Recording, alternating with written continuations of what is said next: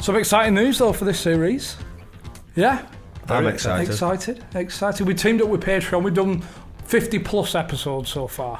We're thinking we do want to carry on doing the podcast and making it bigger and better. So we've teamed up with Patreon, and we've usually the 4 episodes a month, which we're not going to change. The 4 free episodes, they're always going to be there. They're always going to be there. But we're now going to put an extra 2 episodes a month out, where we're going to be getting new guests in, bigger and better all the time. That's not in just the bonus episodes, but every episode that goes out each week.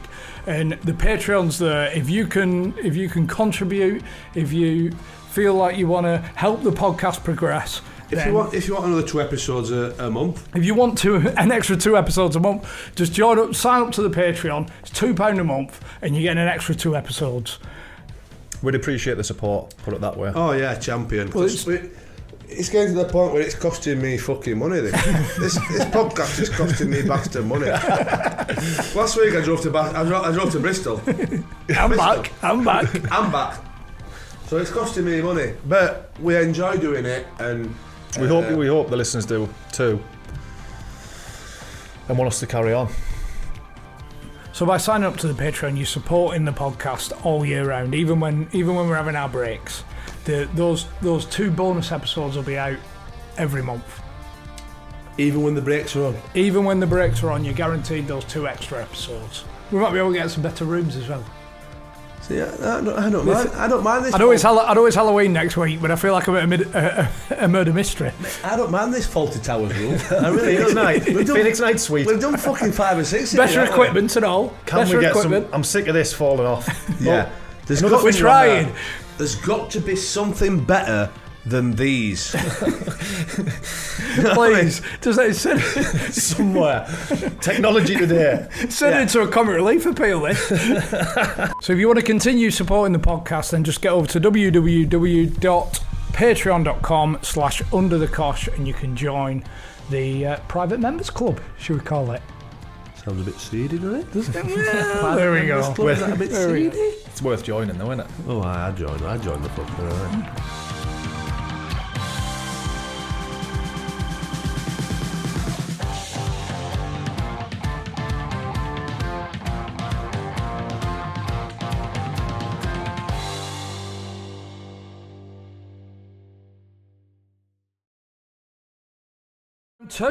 Round two. Get on the coach. As soon as the coach door shuts and the convoy starts taking off, about 50 Galatasaray fans come out the side, do the windows in. What are they fighting the opposition? He said no, they're trying to get to you guys, the team. The glint of the gun when he pulled the steel. It was a full-scale riot going on. Never seen so much money in all my life. Cash. Evertoners are coming on the pitch, praying, kissing, hugging the players and stuff. He's hit the crossbar from the halfway line, 7 out of 10 times. That's it. Game over. Now listen here, you. Said, I remember you from fucking Arsenal. Said, if I have any fucking mouth off you, I'm gonna fucking knock you out. That's the first thing he said to me. Actually, in Hooters, I think that's where he made me captain. In Hooters. They're not even giving us a fighter's chance. They're not even giving us a chance. Kevin Campbell back for round 2. Round 2! Round 2, baby! Listen, I've been getting plenty of people coming to me saying, give me a mention. I said, I'm mentioning none of you. I'm mentioning none of you. I meet up with the boys, we have a beer, we have a coffee, we have a drink, and we get talking about real stuff. Proper stuff. Back by popular demand. Yeah. Oh, indeed. A few aggressive managers. When's Kevin back? Get him back.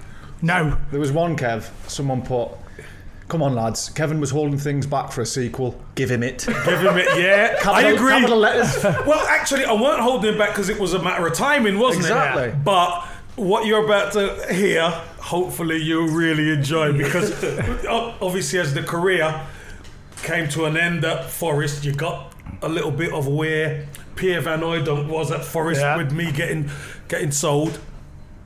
And then the Turkey experience was. Well, you left us with bated breath. Yeah. You left us with 40,000 at the fucking airport. 40,000 at the airport, Yeah. hysteria. Yeah, it's hysteria, mass hysteria. Van Hooydonk's throwing his toys out, Pram. There's Yeah. clogs flying everywhere. He's not happy. Your missus is hiding in bushes. Oh, Half she's the having Turkey's to hide wearing in toe bushes rings. and all sorts. It was madness. But what I've got to tell you is I've got to tell you my first open training session with the team. So it's at the stadium. The stadium's changed now. It's a brand new stadium, but it's an old stadium, but it was loved by the Trabzon fans. So we get to the ground. It was an evening training session. So about 7:30, 8:15. So we're in the dressing room, and he names it. All the lads have to line up in the tunnel. So it's a full house, like 30,000 stadium. It's So a full house. free to get in, just I don't know whether they're paying or not, but it's a full house. The stadium's been full since 5. This is training. This is a training session, open air. So it's like, wow, buzzing, just my first interaction really with the fans at the stadium. So I'm thinking, well, so obviously they put me last in the line. So we're lining up in the corridor, waiting for it all to kick off. So I'm excited, you know what I mean? So anyway, this little old fella walks past me with a rope. And he's backing up with the rope. And he's fighting like a tug of war. I'm thinking, what? And the rope's going round the corner. So I'm thinking, what the hell's he pulling like? What's on the end of this rope? So anyway, it's some big bag of balls. yeah, some bag of balls. Anyway, so as he's going down, he's pulling down and he's pulling facing and he's cursing in Turkish. Parky's on end round neck. Yeah. Oh, gee. What comes up beside me is a goat with a rope around his neck, and the goat's trying to back up. And he's dragging it down, he's skidding along the hooves. He's just seeing He's shitting in the fucking corridor. It's all going on. So he gets to about 5 lads from the front. Next minute, a fella comes past me with the fucking sharpener and the big knife. I'm thinking, Post-match meal. what the fuck's going on here?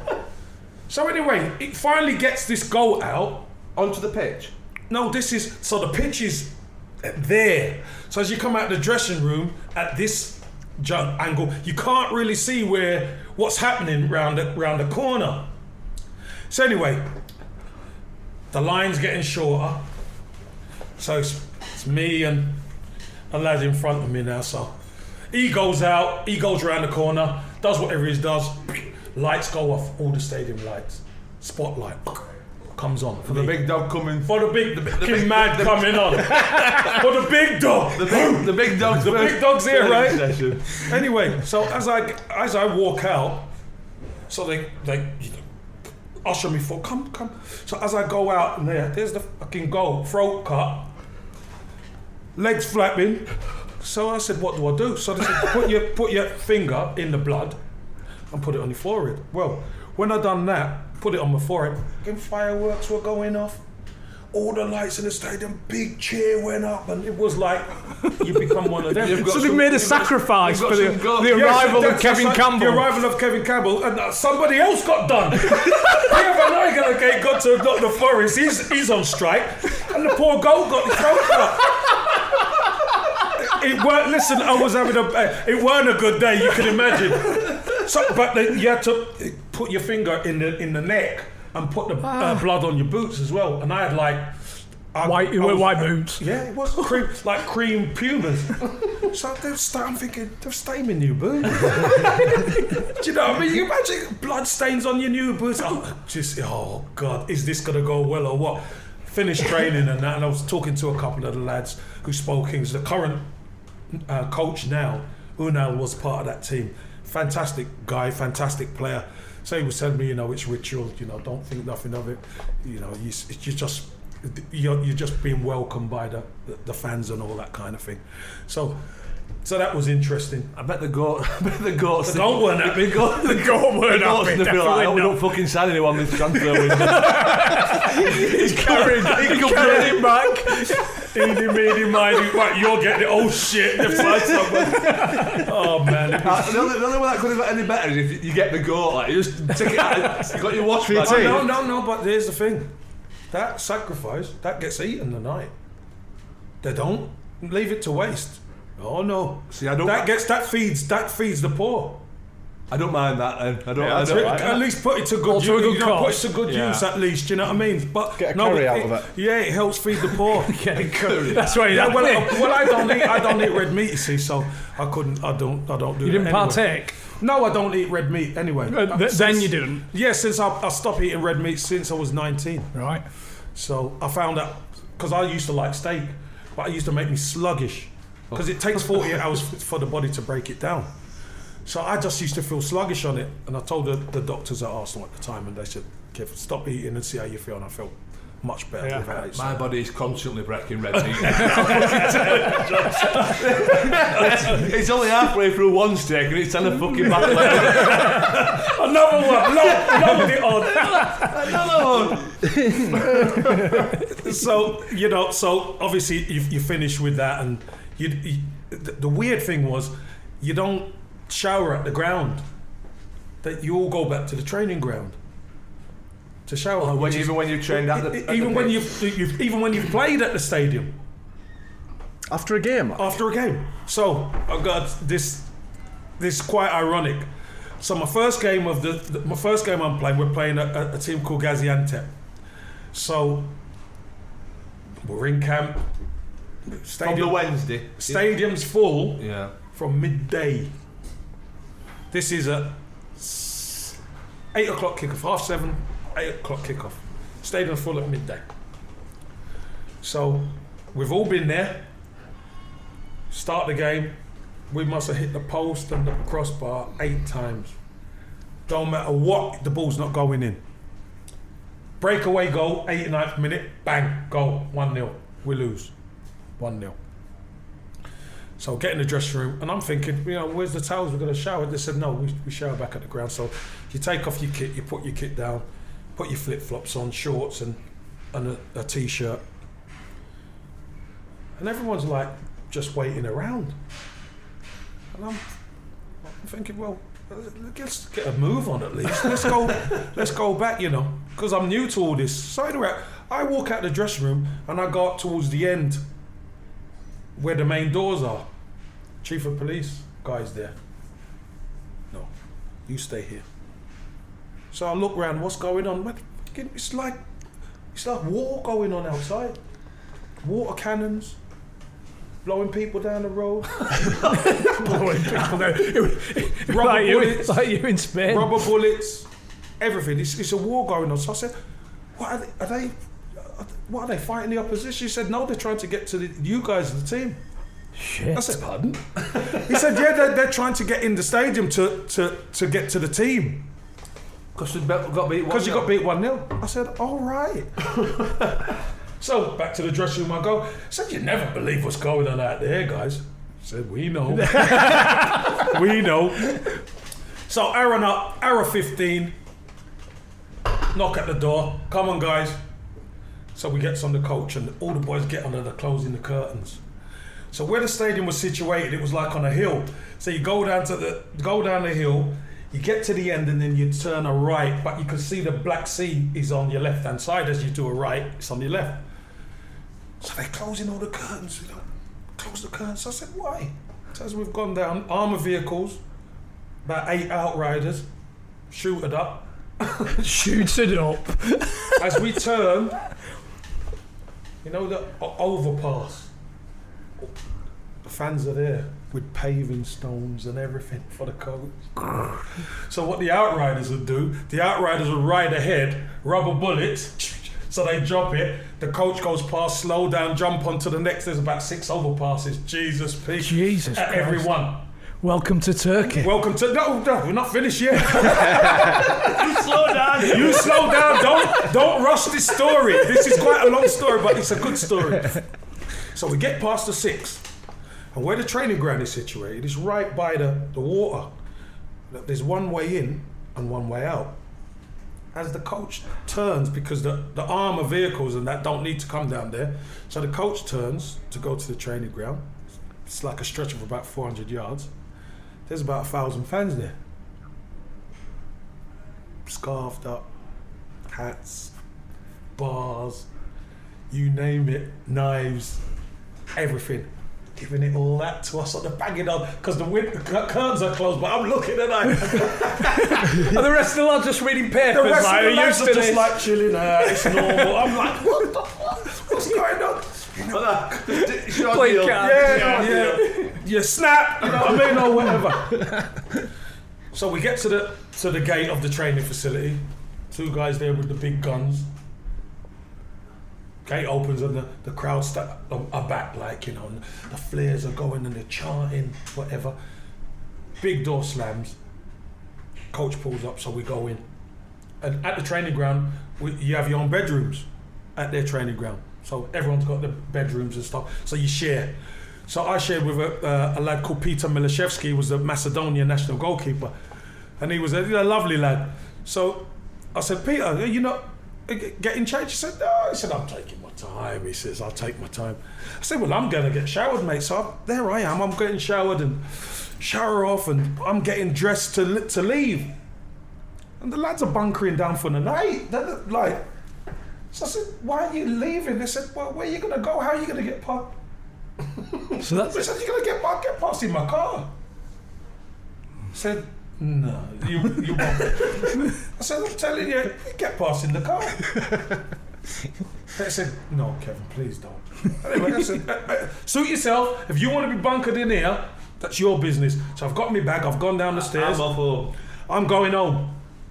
So I get down the bottom of the stairs, and the masseurs, they're tuned into everything. And they speak great English, Shafiq especially. Murat and Shafiq. Shafiq goes to me, Kev, where you going? So I'm going home. He said, no. No. He said, Kev, just stay here. He said, we might be here for the night. I said, there's no way I'm fucking gonna be here for the night. I'm going home. So I'm getting in my car and I'm going. So he fucking started chasing around. Where's the manager? Where's the coach? Where's this? That? He's gonna fucking leave. So I get out. I get in my car and I go to the gates, and the 2 guys there at the gate, and they're like, and I'm like, fucking open the gate. Open the gate, for God's sake. Open the gates. Little did I know. Like Jon Snow at the wall. Game of Thrones. Right. Open the gates. Anyway, the gate opened. And I think they were shocked. They were shocked that someone was coming out. So as I've driven past, just past the gate, was one big long gate. As I've driven past the gate and the back of the car's got past, zoom, the gate shut. That's it. He's on his His own. decision. Yeah, Right, he's on now. But just as the gate shut, I realised maybe this isn't such a fucking good idea. Because they start coming and descending where the car was now. So I tinted window on the window on that. Knocking on it with the flipping, with the bar and all that. So I've wound The base of the machete. So I've wound the window down a little bit. I've said, yeah, what's happening? Can I help you, mate? And he looked in and he said something and whistled and he said, and they all started cheering or whatever. And it started partying and everybody's looking at, hey, yeah, banging on the car and all that kind of thing. Anyway, as the car started going, I'm like, you're right, guys, no problem. They don't understand me. Like, nice one, guys, you know, I'm fist bumping guys out the window. As I get past them, the flares started going off. Oh, they're chanting, blah, blah, blah, walking back towards so they've walked me up to the road. I've left, gone to my apartment. They were stuck there the whole night. They were stuck. They talk about sort yourself out, Kevin. But you know, I did say, yeah, if you'd have come with me, I'm the new kid on the block. You could have got through. Listen, it was madness, mate. It was madness. And this is against the team that you mentioned. It were against. This weren't even a massive game.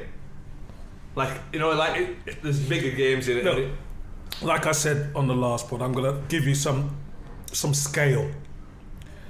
You got Fenerbahce, Galatasaray and Besiktas in Istanbul. They're the 3 big teams in Istanbul. The biggest team outside is Trabzonspor. In the papers, the top papers, each of the big 4 teams have to fill 4 pages a day. That's why 5-a-side you get marked. Unbelievable. I know. I'm having fucking that. Yeah, he gives you a complex. He's only giving me a fucking 6. Do you know what I mean? It was like, and the thing is, you travel with the press everywhere you go. So you see the guys that could have their pictures in the paper and all that, and you see the guys who would giving you bad marks in a 5-a-side. And you're like looking them up and down, thinking, fucking bang out of order. You know, I've never felt so flipping controlled. Because they control, the media control you out there. So they had a radio station 20 years before, you know what I mean? This is fanaticism like you wouldn't believe. So for the likes of myself, going out there and, you know, playing my first game, whatever happened, it was going to be good for me. Because it was totally different to what happened in England. It was more intense. The scrutiny was a lot more than England. I was surprised because I thought it'd be pretty easy, you know what I mean? It might be easy, but no. It was seriously good. And I remember coming back. I don't want to jump too far, but I remember coming back and saying to the lads at Everton, watch out for Turkey in the next World Cup, mate. I'm telling you, watch out for them. And they finished 3rd. The only team to beat them in the World Cup was Brazil, who won it. Only team to beat them, they finished 3rd. So they had some, and they had some of the exports who left there to come to here. Hakan Şükür, Okan, Tugay, who was at Blackburn, fantastic players. They were all part of one team at Galatasaray. I mean, when them gates shut behind you, did you regret that initial decision? Like, was it? Because obviously that. You might call it naivety. You might no, call it weren't naive. It weren't naive because you know what? You were just going. No, I'm from Brixton, mate. No. Well, there's that element as well because you know what? There's a bit of stub. You have to be stubborn. Centre forwards have to be stubborn. Oh, but for me, it's a bit of. Why is everybody hiding? We've got to confront this thing. If we're going to deal with it, sometimes you've got to confront it. So it's from that perspective. It's front it up. Yeah. But let me just tell you this. When that gate shut, the 2 guys with the guns wouldn't come out. Let alone me. There I am in a VW GTI, blacked out windows. Proper Brixton kid. And when the gate shut, I thought, oh fuck. Because you know what? Oh fuck. Because look, they're all starting to descend on the car now. I mean, I could be involved. Because I don't know. They could come and just do the windows in, could they? They could do anything. But then that's when my driving skills will come to the fore. It'd be like Skittles. It would have had to have been like Skittles, man. You know what I mean? It would have had to have been like Skittles. You could do it going to see fucking James Bond's pal. Big time. Armoured car. Yeah, big time, mate. Flipping Batman. You know, with the bits that come out the side. It was scary. When I look back at it now, I think, what the fuck was I doing? Yeah. Did you ever hear any stories of like what they would have done to you if? Oh, well, we'll get to that. We'll get to all bits like that because you know what? Remember, this is my first game. So I've had one training session. Whereabouts are you in the league? Well, this is the first game. So we lost the first game. So that was the first game. So obviously we lost that. So that's put them on a downer. So it was a matter of, are we going to start picking up points and stuff? And we did. We started picking up points. And I want to get to the first real big game was Galatasaray at the Al Samiyen. Do you remember Welcome to Hell? And all that. I'm not interrupting you, Kev, but what time up the next day did the lads get out? When the last one's gone. But no, well, I got into training. Your cellmate's still there. Next morning, I feel sorry for this keeper. Because they went to training ground, didn't they? So it was at the training ground, you see. So I got in for training the next morning because you have cool down and warmed up. They were there. Breakfast. How did you get out?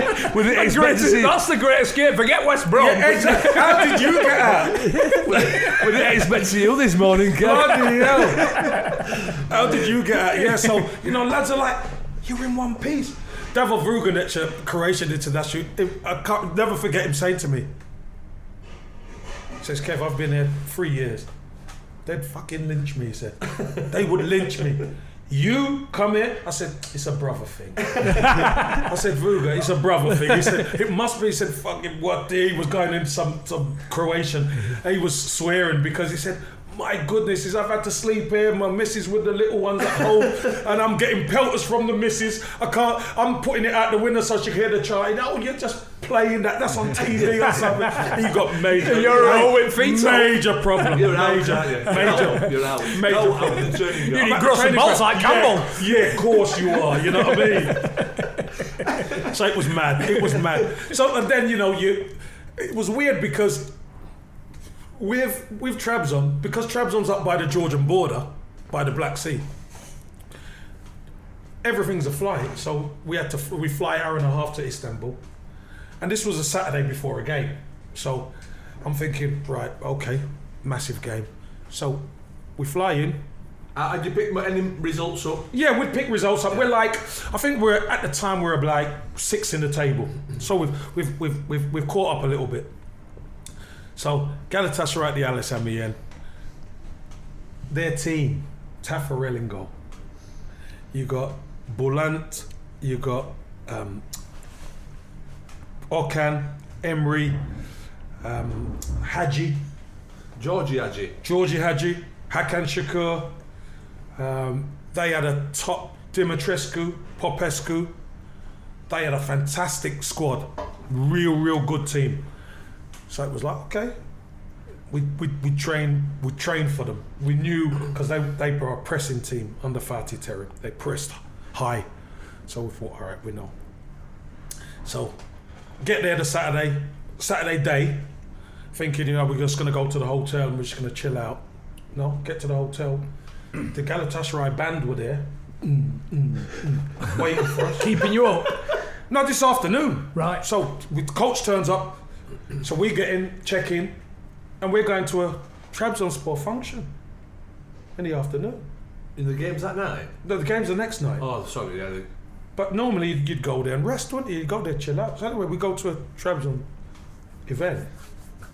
We get to the event about 4 o'clock. We leave the event at 10 o'clock. There's pictures, there's this. We've not even eaten properly. So who's at the event?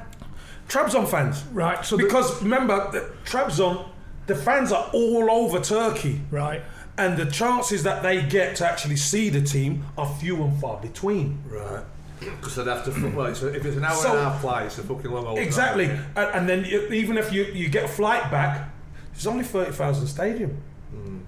30,000 stadium, there's about 40,000 in there, trust me. It's packed to the rafters. So you don't get an opportunity to see the team. So they do these events so everyone can And they're for see the big games, like the Galatasaray games. But they're before the Besiktas and all that. So the team anyway. So we leave there at 10 o'clock. We get back.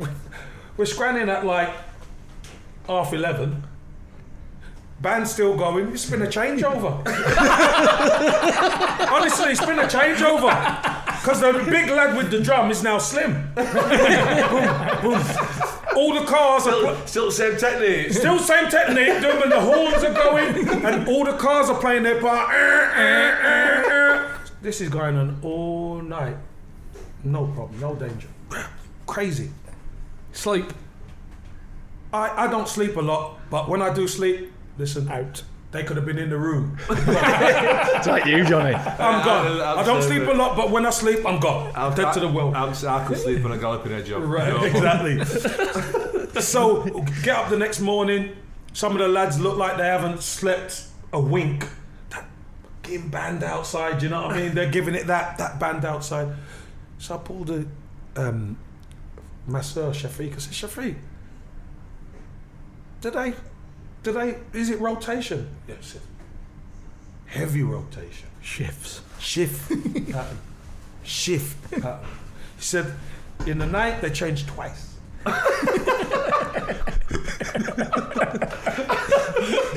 can imagine, I'm like, really, Shafiq? He said, they want to make sure Galatasaray have every advantage. every advantage. Imagine signing up for that role. Because I'm sure, John, when you were, Chris, you were at the hotel, somebody done the fire alarm. At some stage, a fire alarm goes off and you've all got to go out. Yeah. Well, fire alarm was going off. All night. That was Fire the alarm rhythm. was going off. Band was playing. Cars were honking.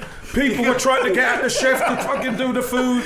You name it, they were trying to do us. You could hear the fire alarm for the Fire alarm from the band. Fucking band were louder than the fire alarm, mate. That was the rhythm, We thought that was just a mix. You know what I mean? That was a mix with the fire alarm going. It was incredible, but the police, the chief and the fire people know, so they know what to come quick and just sort it out and all that. But about 3 times the fire alarm went off in the night. No problem. Come there, thing, gone. Can you imagine? No. Nobody wants to stay where the team stay because they know they're going to be up all night. So obviously we're at breakfast next morning. The band's still going. So we're there talking. So we go for a walk. You know, some of the band members are following us. I'm surprised you actually went for a walk. Don't go for a walk because it's the ritual. We tend to go for a whole walk. team. The whole team, yeah, coaching staff and the band. Yeah. You're getting away from us, mate. You know what I mean? I would have thought if they're after every advantage, I thought they might fucking, you know, like if you're at the back, Try and nobble you. The striker's gone fucking missing. Like, where's Kev? What, just kidnap him, right? No, hey, listen, I'm not saying that can't happen, but no. Come on, they play fair. They play fair over there, right? So we come back from the walk, because an evening kick-off. So, right, lads, get as much sleep as you can, was the shout. Everyone just goes, really? You know what I mean? So the lads go to their rooms, chill out, come back, names the team, etc. So it's time to get on the bus. Band's still there. Arm of vehicles, outriders. So we get on the coach. As soon as the coach door shuts and the convoy starts taking off, about 50 Galatasaray fans come out the side, do the windows in on the bus. Putting the rubber bullets down the alley at them. Like, you know just what I smash mean? the windows. Yeah, but it's double glazed. Yeah. So they do the outside windows, ping the windows. It's game on now. I'm like, yeah. Were you enjoying it, like? Oh, just but it's game mode now. I've seen it on TV, you know, Welcome to Hell and all that, but now I'm in it. Yeah. So, Do you think it got you up for the game? Or? oh, big time. 100%, Oh, my God. Well, it's either you're going to go, Yeah. oh, no, I don't fancy this, or you're going to go, let's have it, guys, you know. Well, let's have it. In Krakow last weekend, I went with the old damn tools, didn't you? I didn't think let's have it. I shit my pants. But if you're on the pitch, John, it'd be different. Oh yeah. You know, when you're on the pitch, you kind of... You think you're Protected. safe. Yeah. You think If you had, you're safe. double glazing round, you'd be Well, alright. I'm going to tell you a story. Well, this same game, I'm going to tell you something that happened, and it shows that you're not safe. So, all the way, you know, the Galatasaray fans are there, they're giving it all this, we're going to kill you. Get to the stadium, get into the dressing room, warming up and do massage and all that kind of things. So we get the team together. Our chairman comes in, our president comes in. Doors open, 6 bodyguards either side. He walks in, and I'm getting massaged. So I said, Shafiq, tell me what you're saying. Tell me what you're saying. So he's had a big bet on us. The president has. Yeah, with their chairman. Oh. He said, I've bet him. He said, if you win, I'm going to make sure you're good. I'm going to look after you all. So make sure you beat these bastards. We're in their home. Make sure you beat them. Heidi Baylor, that means, come on, guys, come on. So all the boys are like, Steve coming out. Heidi Baylor. Come on, boys. So we all go out. So at the Alassane, where the pitch is, he used to come out the ground behind the goal. Yeah. And all the riot police are there with their Shields. because all the stuff's coming in. There's darts, there's balls, Darts. yeah, Bottles and gold. no dart. There's darts. There's Ball like caps. bouncing balls, like little balls. Ball bearings. No, not ball bearings, but Marbles. bouncy balls. these little balls that bounce. I'd be more worried about the darts, Kevin. I'll be honest with you. No, but there's nails in the bounce.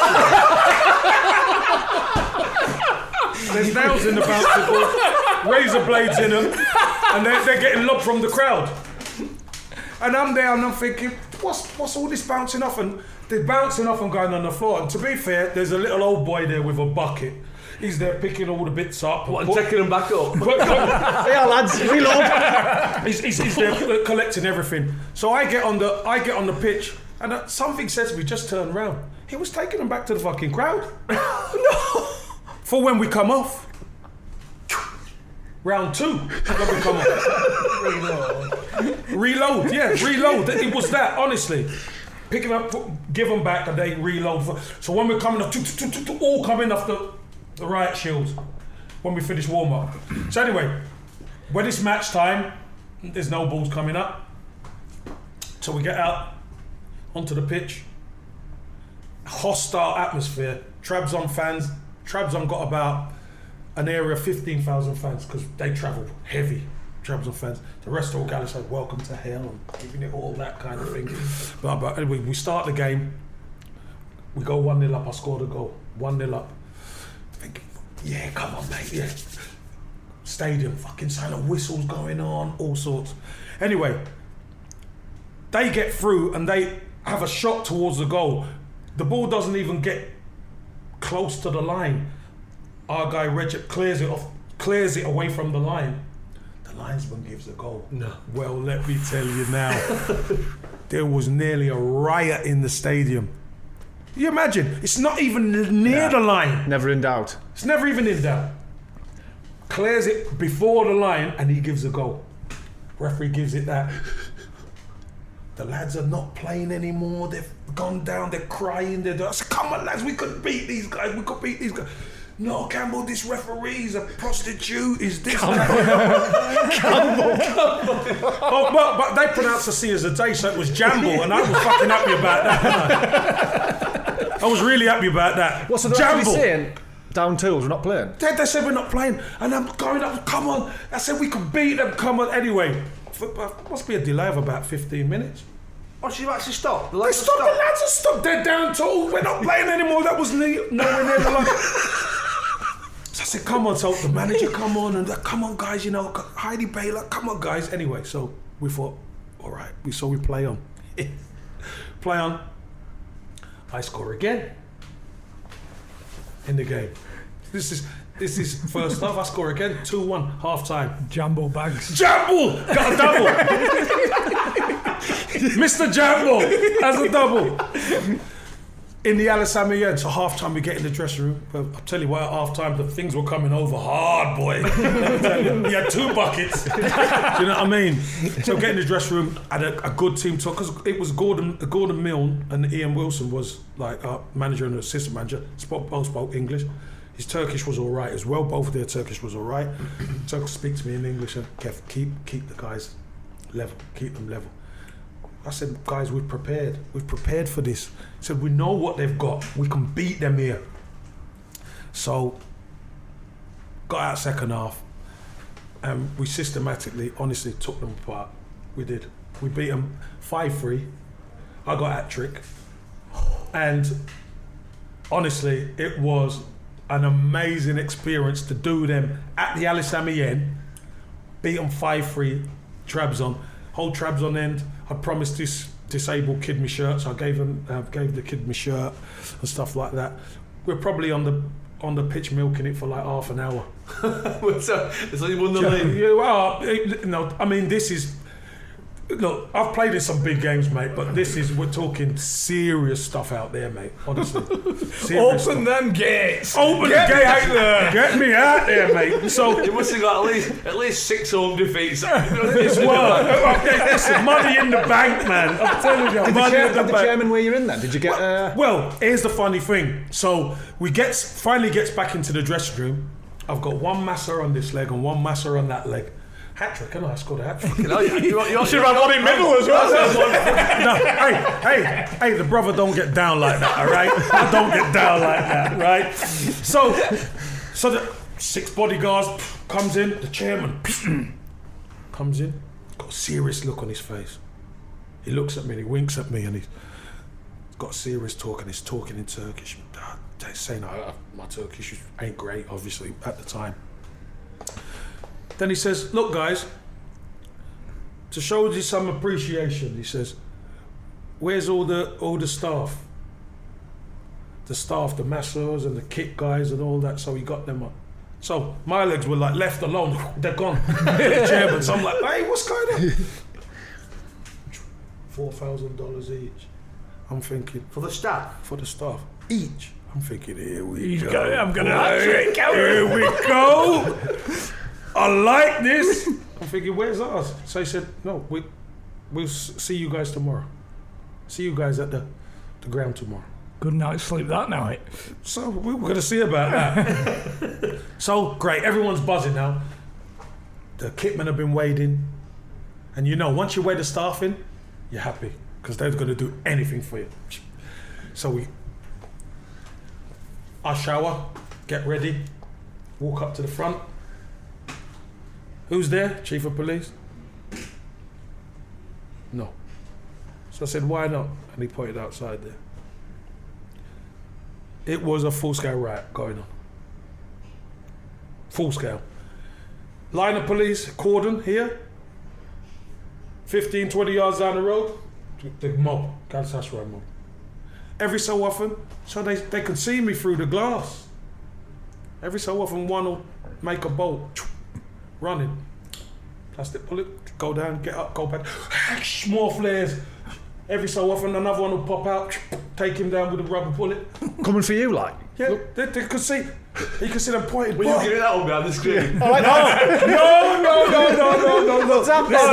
Come on. Listen, I ain't playing that shit. I got away with one at our training ground with our fans. I ain't messing about in Istanbul. It's a big place. We ain't dancing in hell. Hey, give some respect, you know what I mean? Give them some respect. But I watched this for like an hour going on. And then next minute, gone. They just vanished. So all the lads, we got on the coach. We're going to the airport. Again, armour vehicles, outriders. So I was on the left-hand side of the coach. No curtains drawn because we won now. So as we're going to the airport, I noticed a Merc pull up. I kind of looked and the guy looked at me and went, and he wound the window down and he started getting out. Getting onto the car's moving, so he's getting onto the door. So I'm like to the lads, oh fucking hell, here we go, lads, hold up. It's night time, so all I saw through the night lights from the lights was the glint of the gun when he pulled the steel. So as he's pulled the steel, I thought he's got a fucking shooter. I've gone down. He's got a fucking shooter. Did the lads understand that? The fucking of course they understood. They were pissing themselves laughing. So you can imagine, I'm down on the floor and I'm looking up and not everybody else is just pointing at me laughing. So I'm like, what's going on? It's only a Trabzon fan, he's emptying his clip. Oh, shooting in the air. Shooting in the air. Fucking police there, no problem. How the fuck am I supposed to know? Listen, where I come from, if somebody's pulling, they're gonna use it. So I'm fucking getting flat, mate. I'm getting down, right? Brixton style. In the middle of the... No, I've gone back. Fucking, he's got a shooter. Right? He's a Trabzon fan. Is he fuck? He looked at me and he got out and pulled the gun. How is you emptying the clip? So I was like, right. So the fans have took guns to the game? fucking compulsory, mate. Yeah, you know the French, you can forget all that. You can forget all that. Police are there. Armour vehicle, police, outriders, soldiers are there. No problem. So I thought, I started speaking to Unal, who's the manager now, and he said, is your missus at home? So I said, yeah. He said, you live in the apartments? She said, tell her to stay inside because when they drive up and down the strip, they let the Kalashnikovs and all the guns go, and people who get strays in the neck. Fucking hell. So I rang the missus. I said, love, go out on the fucking balcony with you, for fuck's sake. I didn't try the fireworks. No, I didn't. No, I didn't do that. I didn't. I'm only playing with you. I didn't. I said, listen, whatever you do not go on the balcony. I said, because you hear a lot of fireworks. She said, yeah. I said, a lot of that's gunfire. She said, really? I said, yeah, it's gunfire. So don't go out there. So you could imagine. So we get to the airport. There's 20,000 fans at the at Istanbul airport, waiting for us. Pictures and you name it, kissing you there, want your clothes. One game. It's ridiculous. So we're a charter flight, so we fly to Trabzon. 50,000 fans at the airport at Trabzon. We get there 2 a.m. We get back to the training ground 6. Training ground from the airport is 15 minutes. The coach couldn't get through for that. Can't get through. You're doing interviews on the tarmac because remember the press are there. Press are with you, so you're doing interviews on the tarmac. Honestly, it's madness. So gets to the training ground, picks the car up, goes home, and we're in training at 10 o'clock. So I go home, chill out, change, drive back to the training ground. Gets in. So we have a warm down and all that kind of thing. And I say to the captain, Undr the captain, I says, so how does the chairman look after you? How does he look after you? I'm from Brixton. Hey, we're getting our fucking dough here. Hey, listen, I'm not here for a fucking party. I'm here to have some fucking paper, mate. Not that party. No. What's going on? So he said, after training, he says, after lunch, because when you, in Turkey, you can't eat until the captain sits down and eats, and you can't leave until the captain gets up. Everybody wanted me as captain. Right. So, but there's a lot of respect in that. Do you know what I mean? That's the dumb thing. So after we finish training and we finish our meal and stuff, he says, right, go to your rooms and I'll call you. So I said, okay, no problem. So there I am, and it was. You didn't want to leave fucking training ground this time, did you? Hey, there was no way I was fucking leaving the training ground. So there I am. I'm laying on my bed. Peter Melishevsky's laying on his bed. So I said, Peter, you've been here before. What happens? And he says, I don't know what the Bashkan will do right now. I said, but wait till we get the call and we'll find out. I said, all right, no problem. I said, we'll see. So, lying down, and it was the time of Eddie the Eagle. Because Eurosport was the only thing on the TV I could watch. So Eddie the Eagle was fucking about. Fucking about. He was, wasn't he? He was fucking about. Yeah, he was messing about. He was playing at it, man. Should have stuck to plastering. Yeah, he was playing at it. They got a lot further if there were fucking guns going at it. Get my fucking pal at the car door. You would have fucking flew, mate. I tell you, I did. Anyway, next minute we get a call. Heidi Baylor. It's nice and soft. Heidi Baylor. So I said, Pete, come on, it's time to go. So he comes out. Captain comes out of his room. All the others are in their room. So we go upstairs. And we went up to the general manager's office, and he's pretty much set The whole squad. No. This is just 3 of us: Right. the captain, the goalkeeper himself, And the hat-trick scorer. So we go in, and I can't see fucking. Oh, there's about 6 heavies in there, but I don't see no inducements. I don't see any money. I don't see anything. So I'm thinking, what kind of fucking place have I come to? What's going on? So the general manager there, he's got these little glasses like a teller. Jambo sign. Jambo. I loved it then. Mr. fucking Jambo. Don't worry about that. Mr. Jambo. Sign. So I nodded at the guys. Milishevsky, sign. Ogun, sign. So, this little room there. Pull back this curtain.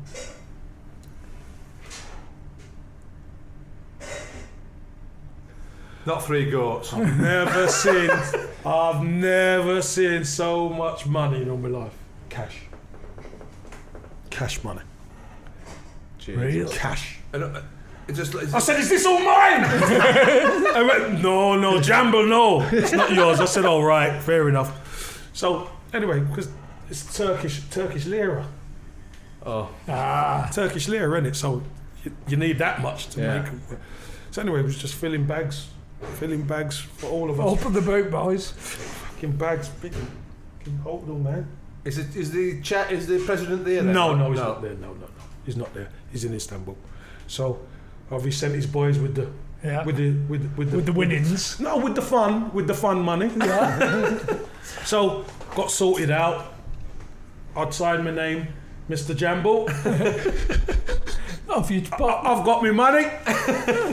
I'll see you boys tomorrow. But here's the funny thing. Open the gates. No, we couldn't even get to the gate yet. Listen to this. So there, you go back to the room and you get my stuff. And then I'll go down the stairs. Who's waiting for me at the bottom of the stairs? The masseurs, the kit man. Because it's their time to get weighed in now. The chairman's weighed them in, but the players now are going to weigh them in. See? They've already been paid. No, not by the players they haven't. Not by the players. Listen. Knots. Each. To everybody. There you go, boys. No problem. I'm going to hold on for here. I don't even know how much it is. I don't care. There's just lots of paper. It's just lots of paper, man. Do you know what I mean? I'm thinking when I get home, in the films where you roll around in the mud, I'm going to do that. I'm going to do it all, man. I'm going to do it all. Hey, I'm throwing it up, man. I'm smoking notes. I'm doing everything, man. I'm going to enjoy this, though. So, get back, and I was like, oh my God. I said, let me look at what the rate is for the Turkish lira. So I get on there and I start counting. And it's mounting up. I'm thinking, it's mounting up. Them fucking masseurs, look how much money I've given them. Fucking hell. Each. What I've given them is like 400 quid. They get that a month. Just as their actual salary? As their salary. They get that a month as their salary. So normally the lads weigh them in like 50 quid or whatever. I'm giving them 400 quid each. And I still had a good amount. I can't tell you the exact amount. But it was a good amount. I rolled around in that for a long time, let me tell you. I did. I rolled around in that for a long, long time, mate. Buffett in lira. But here's the crazy thing about Turkey. It's a wonderful country. So when I leave the training facility, park the money at home, there's some bits I need, like food bits. So I went to the supermarket. And the whole supermarket stops. I walked in, stopped. So I went around and I got some bits and pieces, got to the checkout. Loads of lira, didn't I? Loads of lira, but the lad just bagged it up. Took it to the car. I'm like, no, para money. He said, no. Can't even spend it. Campbell, 3 goals, I'm thinking. I wish I'd eat fucking fillet steak now. No, you're going to like this one, John. So I thought, is that how they feel about me? I was like, wow. So I went to my mate's shop, who I'd got to be friends with, and he said, Kev, he said, you know that top I had on the other day? He said, yeah, from Cacharel, Paris. So yeah. He said, Cacharel's open round the corner. I said, why don't you go in? So I said, I've got loads of lira here. I'm going to go and check it. I like them tops. So I went round and went in there, picked 3 tops out. Cacharel, nice box, ribbon on it, all done. Just bagged it up. Just give it me. I said, catch para, you know how much? No, Campbell. Thinking, here we fucking go. I like this place. Well, me and him went around town, we were having a drink here, no alcohol, went and had a drink, tea, chai, whatever, there. Never paid for a beat. Never paid a thing. We're offering them money. No. But what tended to happen was the media, cameras would turn up wherever you were. Right. Yeah. So They get that getting told in advertisement. They get the advertisement Ah, right, yeah. you'd have been for the fucking- shop and You'd have been stuck in the freezer, wouldn't you? right. Jesus Yeah. Christ. There'd be more Exactly. fucking fillet steaks in that freezer. But when you lose, stay fucking in your house. Stay in your house. It's feast or famine. There's no middle ground. There's none. There is none. Did you ever get to the point where the owner would refuse to pay you for a bad run of results or a bad loss or whatever? Anything like that? Well, yeah, that happened to me because I wonder, by the way, just going back, I wonder how much he's bet with the other president. Did you ever find out? no, they wouldn't tell us. But what I did get as a special gift was I could use one of his jets for a weekend. Where'd you go? Brixton. Not quite. Not quite. I went to Paris. Yeah, used it to go to Paris. Imagine that must have been like fucking hell. Private jet and that. It's nice. But again, the place is it's a wonderful place. The people are so friendly, and what a place that was. Honestly, for me, I really enjoyed my time there. I think you could have either have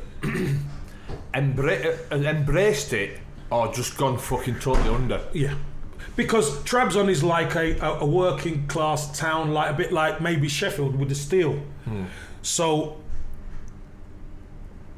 as a boy from London, you want things to be happening, don't you? Things have to be busy. You resonate with it. Yeah. But that wasn't what Trabzon was. So it's either do you get into that mode, slow down or slower mode, or you're totally going to go against. It's going to go against the grain. You're not going to like it. But as a Brixton kid, you make the best of where you go. So that's what I've done. I made the best of where I go. I made some really good friends out there. Had a really good rapport with the fans, and then we went on a run. We went on a losing run. Went on a run again, played Fenerbahce at home.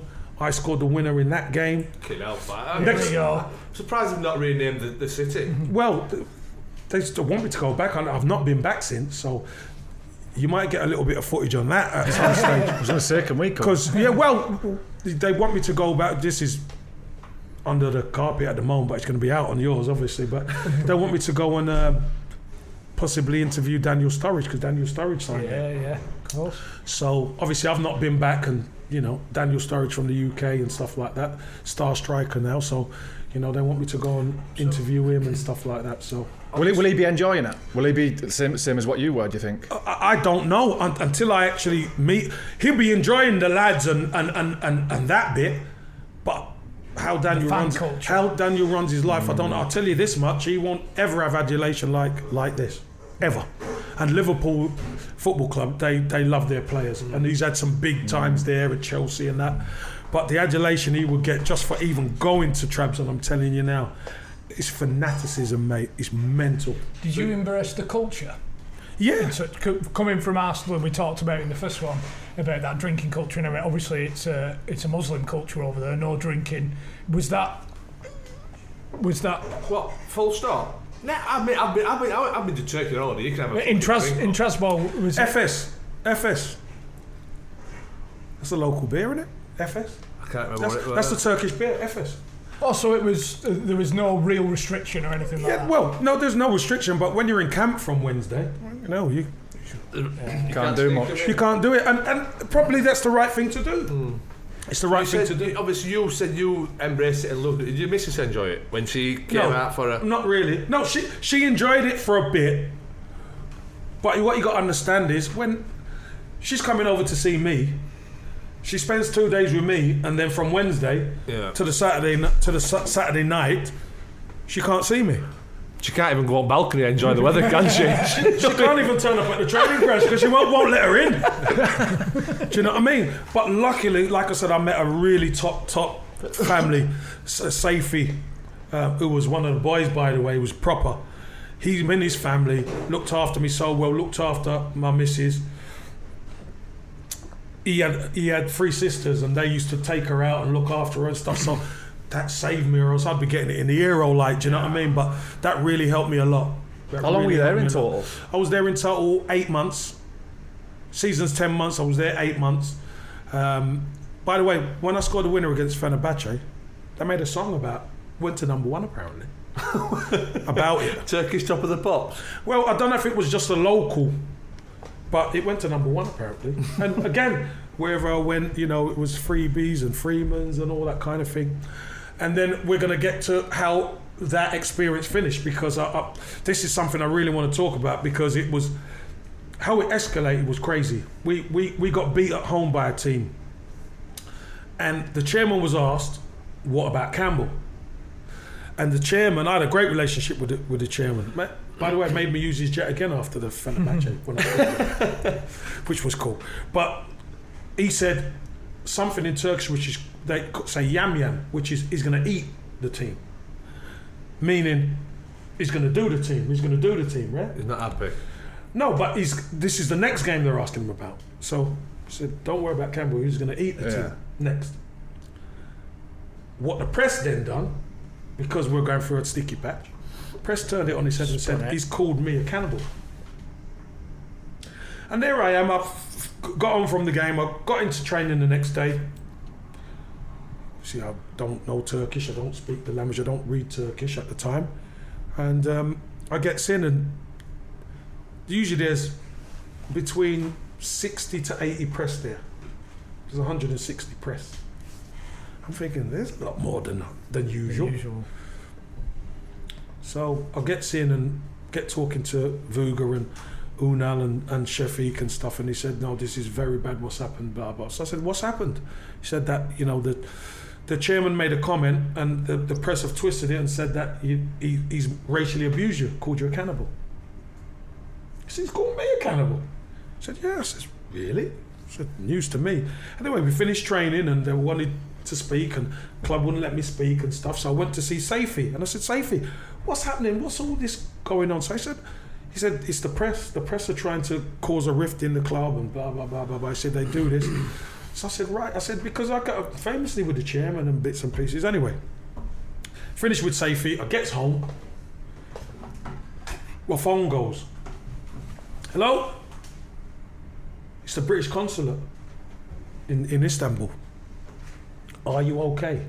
That's not a phone call you've ever had before, is it? It's the first time they've ever called me for anything, like, you know what I mean? I said, "Yeah, why wouldn't I be okay?" I said, "Well, when things like this happen, it could go bent very quickly, basically, you know what I mean? So this is getting political now." So I'm like, "What? I'm just here to play football. I'm not here to do anything like that." So anyway, because it started getting political, you got the British consulate involved and all that, I get just the club suspend me from playing.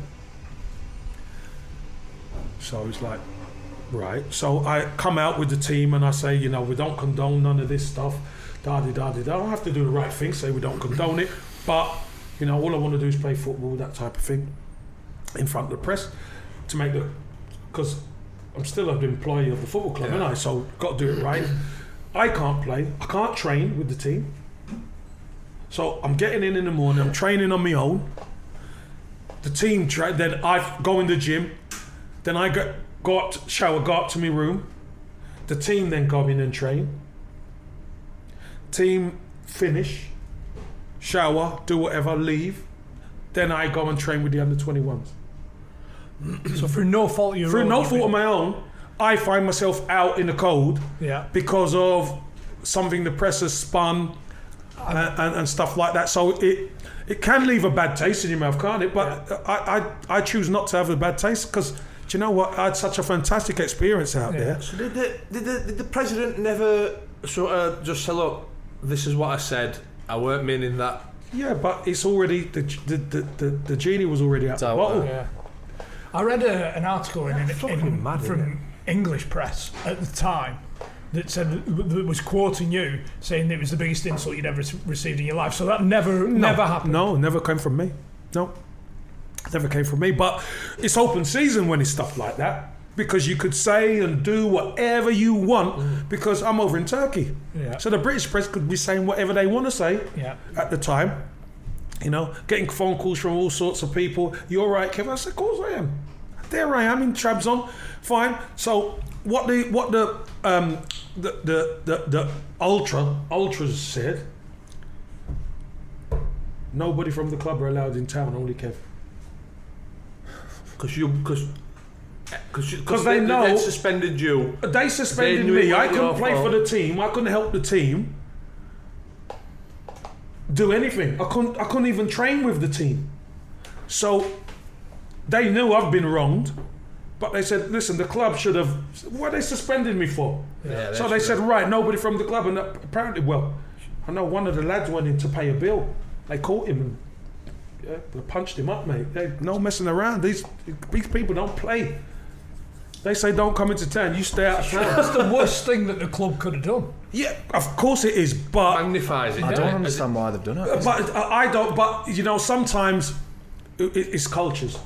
Sometimes the culture is to save a bit of face, and having somebody as political as myself at the time on the pitch would have brought even more scorn on the football club. So maybe they thought that was the best thing to do. Lesser of the two evils type. Yeah, thing. you know, maybe so.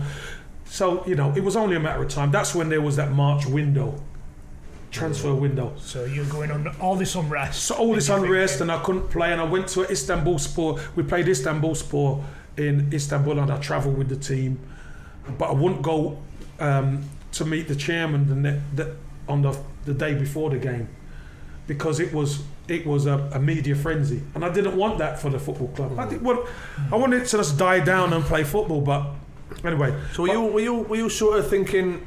Obviously, you're 8 months in. Were you thinking, I can cope this for another 2 years? I had another year left. You enjoying it? I was enjoying it. I was enjoying my football. No intention. We were within touching distance at the top of the league. Fucking mad. So, it is, isn't it? You know, so you think to yourself, the press have done their job, but really. that's what the press are there for. The press are there to cause unrest, and there's big headlines, and you know, it's crazy. It really Surely was. they're fans as well. These media must support that team as well, surely. But not all. Not all. What was going on? Not all. And as they say in the media, the pennies might have done the sword. So you know, causing a stir makes big headlines. And it put paid to me at that time. Anyway, what happened was my agent got onto me and said, look, there's 5 clubs interested. He mentioned Everton first, and I said, stop right there. I said, that's where I'm going. I said, I know the club. I said, big club, and I know they've been playing up front with Danny Kadamata and Franny Jeffers. So I said, I know it's I know what type of club it is. I know the size of the club, but they've got no experience up there, because I think Danny at the time was 18 or 19, and Franny was 17. You know, they're playing in the Premier League with 2 youngsters. Thought, I could do a job there. So worked it out, and I didn't even get a chance to say goodbye to the fans or anything like that, because it was the next time. That's why even now on Twitter and stuff, me and the Trabzon fans all connect. So that's why if this thing could come off, me going back, they're massive. It will be huge, like, you know, for me as well as a person to go back and pay some respects to them, because they were honestly, they treated me like I've never been treated before. Unbelievable. So I'm on a flight. I pack up one afternoon. I just pack, get to the airport, get on a plane, come back. I land in London, then I'm getting a flight up to I think it was Manchester where they picked me up from, so I went into Manchester. So I got on a flight in London, and I sat beside this lad, and I said, hi mate, how are you? So he said, I'm fine. He's a scout. So I said, well, all right. So I said, are you red or blue? He said, I'm a blue. So I thought, what's going on with Everton now? So he gave me the whole flight, was about 50 minutes. He gave me the whole rundown about Everton, and you know what the problems were at the club. And he said, what are you doing going to? So I said, I'm going to meet a Mr. Smith in Liverpool. Apparently Snare Goodison or something like that. So I said, I said, do you know him? He says, no, I don't know Mr. Smith. I don't know Mr. Smith. I said, you know, what is it with this number 9 shirt and stuff? So he said, Dixie Dean wore it, and load of the Bob Latchford and Graham Sharp and Andy Gray, all the boys wore the shirt and stuff. You know, number 9's mystical. It's big number for us Evertonians and bits and pieces. Anyway, start our descent, so we're going now. So He said, actually, Mr. Smith, he's supposed to be here meeting me. I said, apparently, I don't know whether he's what side of the thing he's on. I said, but he's going to be meeting me here. So they didn't clock on who I was like. So as we're coming through customs, there's Watersmith, Archie Knox and Bill Ellaby. So as we come through, Watersmith comes, "Hi Kev, how you doing?" Blah blah blah. And he's there like, "Fucking no way!" He said, "You're Kevin Campbell." So I look at him and I go, "At least you didn't fucking call me Jamble." He said, "Why would I do that?" This is a long story. Don't worry about that. You Jamble. So obviously he got autographs there and that. So we swapped numbers. I said, "I'll have to get you to a game and that." He said, "Fucking you bastard, you fucking done me like that. You done me a kipper." I said, "Gaffer," I said, "He's fill me in with everything, what's going wrong, what you're doing wrong." He said, "Oh really, did he?" Kev, I'm off. See you later, Kev. But what a football club. I connected with the fans. I mean, my first game there, always the first game seems to be controversy, right? So my first game was a Merseyside derby.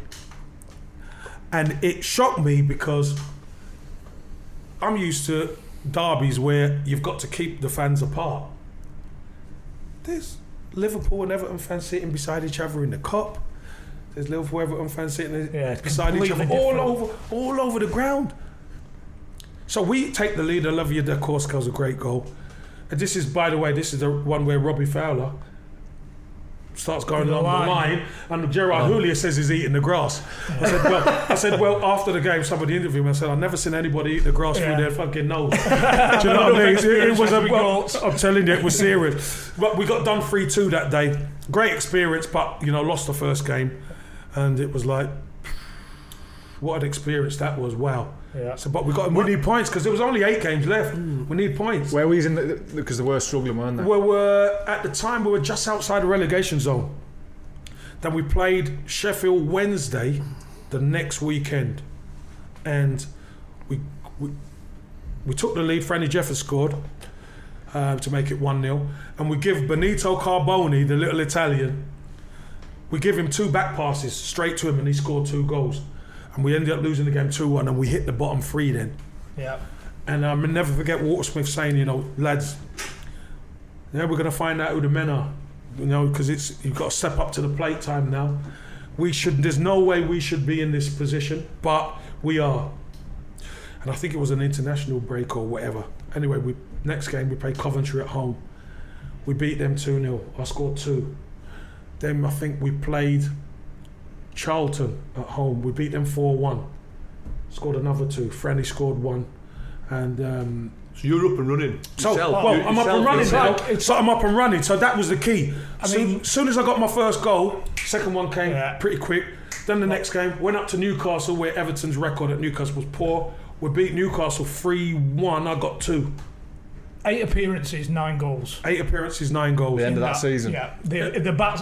You talked about Batman before. The bat signal was out. Yeah, the Jamble signal. The Jamble signal was out, mate. I'm telling you, the Jamble signal. Because they say you pretty much single-handedly kept, not single-handedly, obviously, but you arrived 9 goals in 8 games and kept Everton in the Premier League. And when you look at that team, Thomas Mara in goal, Craig Short, Davey Weir wing back, Dave Unsworth the other wing back.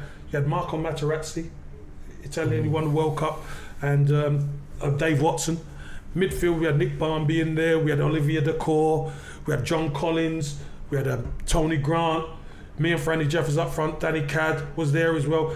So when you look at some bloody good players, really, man, some seasoned pros, but they just needed a spark, and luckily I could provide a spark. And I invited the guy who was on the plane to the West Ham game. That was the penultimate. Yeah, that was the penultimate game. It was like Super Kev.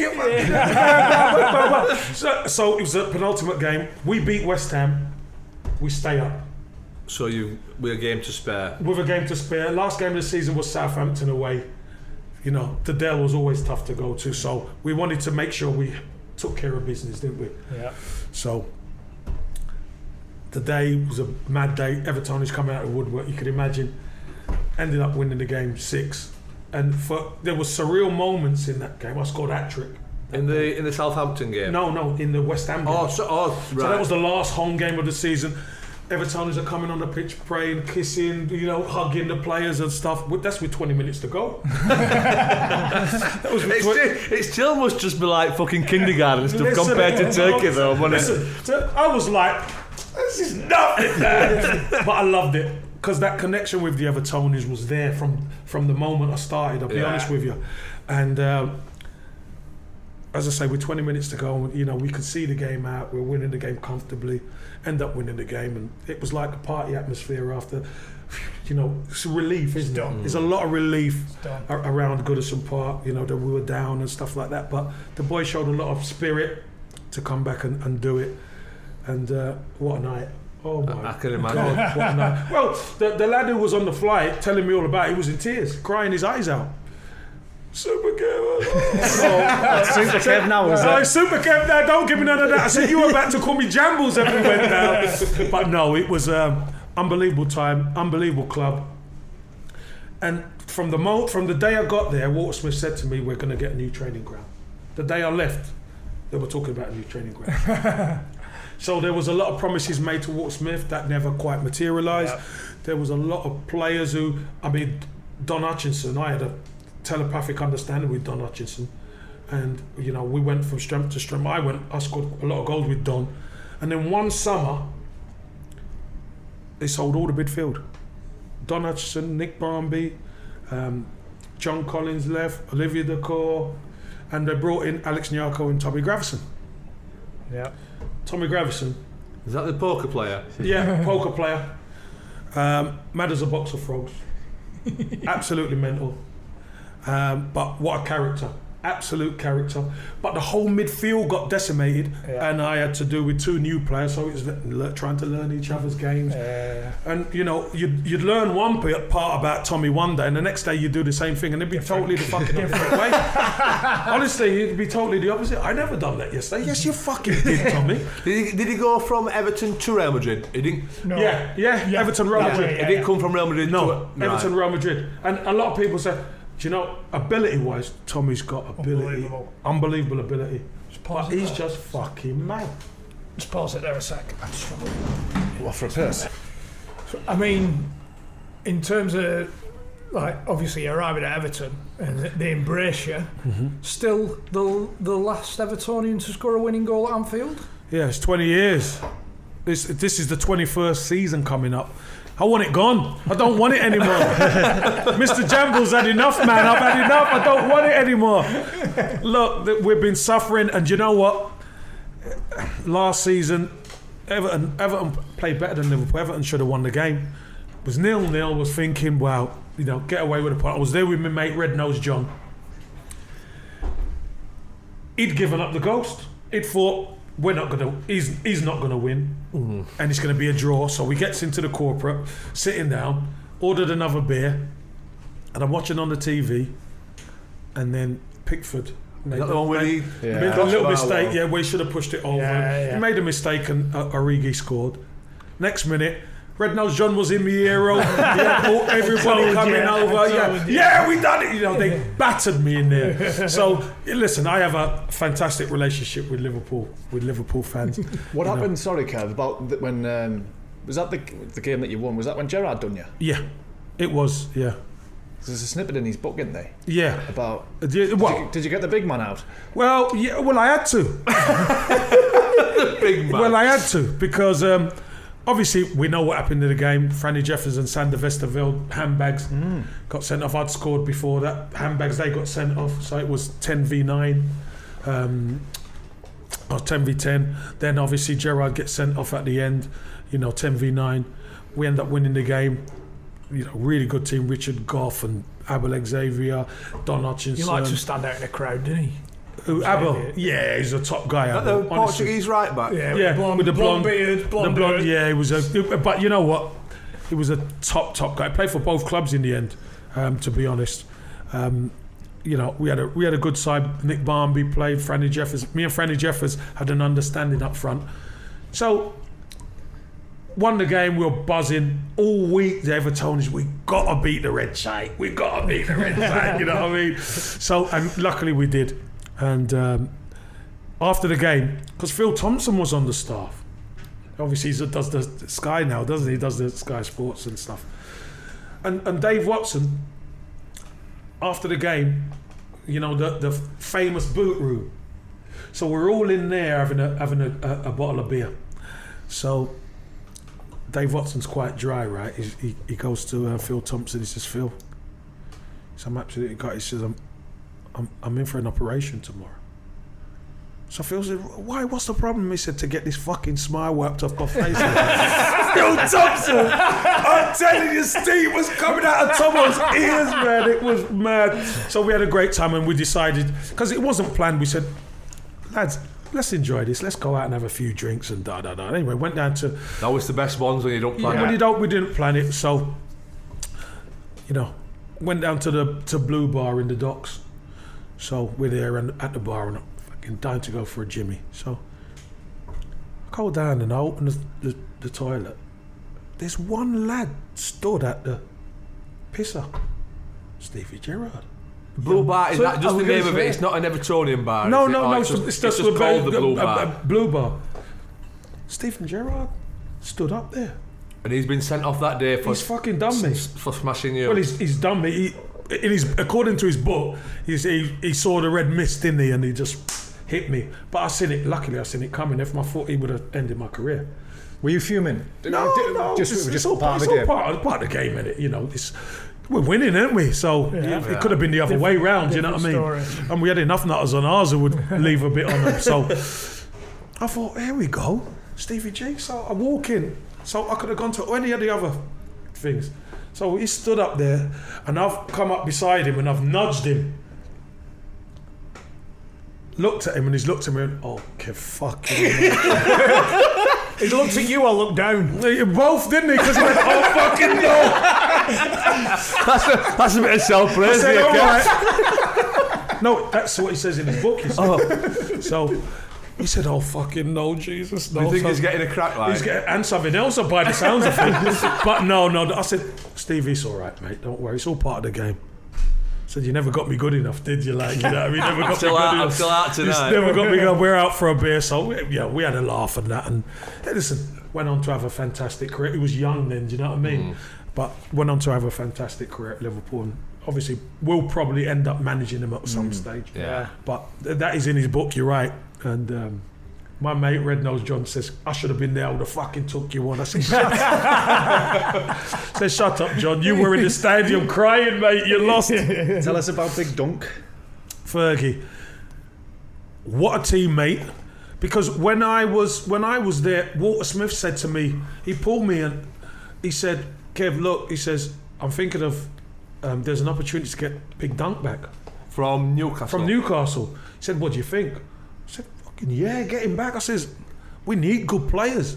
The more good players you have, is the better you are as a football club.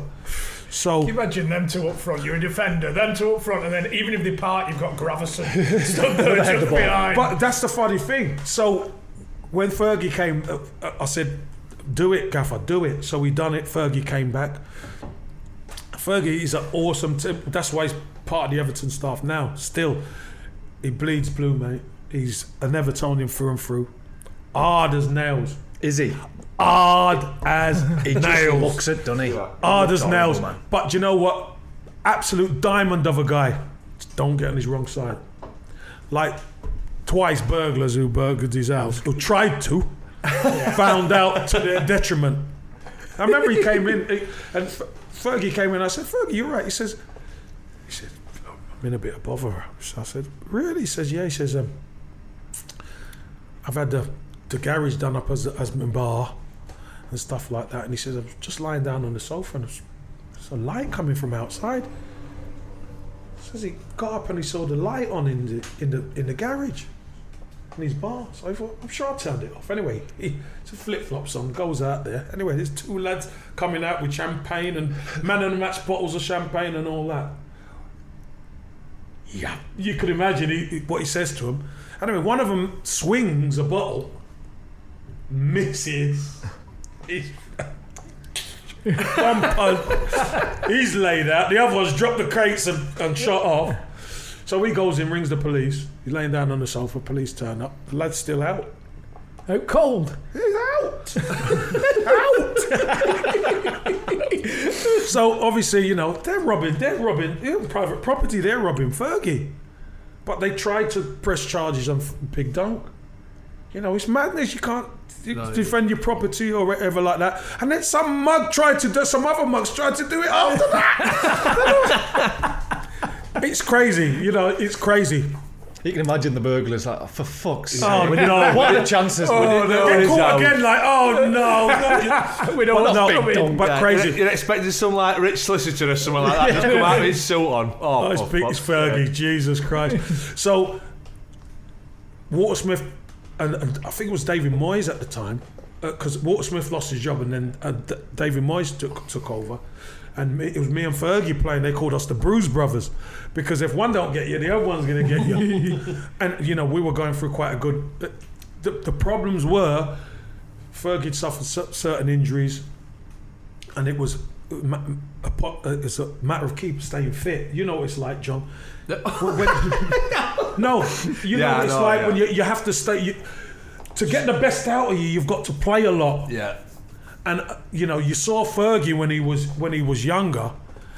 He was way above the crossbar. You know, crosses were coming, and he was out jumping everybody and doing all that. Fergie was a tremendous touch, great player, great teammate, great guy in the dressing room as well. Loved a bit of fun, but just like anything, the injuries take his toll and stuff like that. It was a stalwart for Everton. I left Everton. But obviously Fergie was still there, but it was all changing. Well, this way of football was changing. So obviously he says he's got a bar in his. I imagine he liked to drink back in the day. Yeah, but you know what? Fergie was professional. I'll be honest with you. Fergie was professional. He'd drink when he could, but you know there was no coming in pissed up and all that. No. Totally professional, mate. So if only they had somebody coming through that would fill his boots. Well, that's the difficult part. Is I mean. Look at Dominic Calvert-Lewin. He's a good player, but he's a converted winger, so he doesn't really think like a striker. I was on about Rooney, by the way. No, but to take his place, Rooney again, it's a different because Wayne Rooney. The first time I saw Wayne Rooney, he was 14, and I was coming back from an ankle injury, and we were playing Southport for the reserves, and. Reserve manager Andy Olden said to me, treat him like... I got on the coach and I saw this kid, ears out here and stuff. And I thought, this is the truth, I thought he was one of the coaching staff's son or nephew or... Coming on for the competition. Or something. I didn't know who he was. He was like a baby. Drop that ugly one. So we get to the ground, so we get to the stadium. He's in the dressing room, getting changed, I'm thinking... Who's this kid? He really has won a competition. What's going on here? Who's this? So he said he's starting. I just looked at Andy. I said, "What the fuck?" 14. 14. I said, "Where's he playing? We're playing against Southport, men." So where's he playing? He says he's playing up front with you.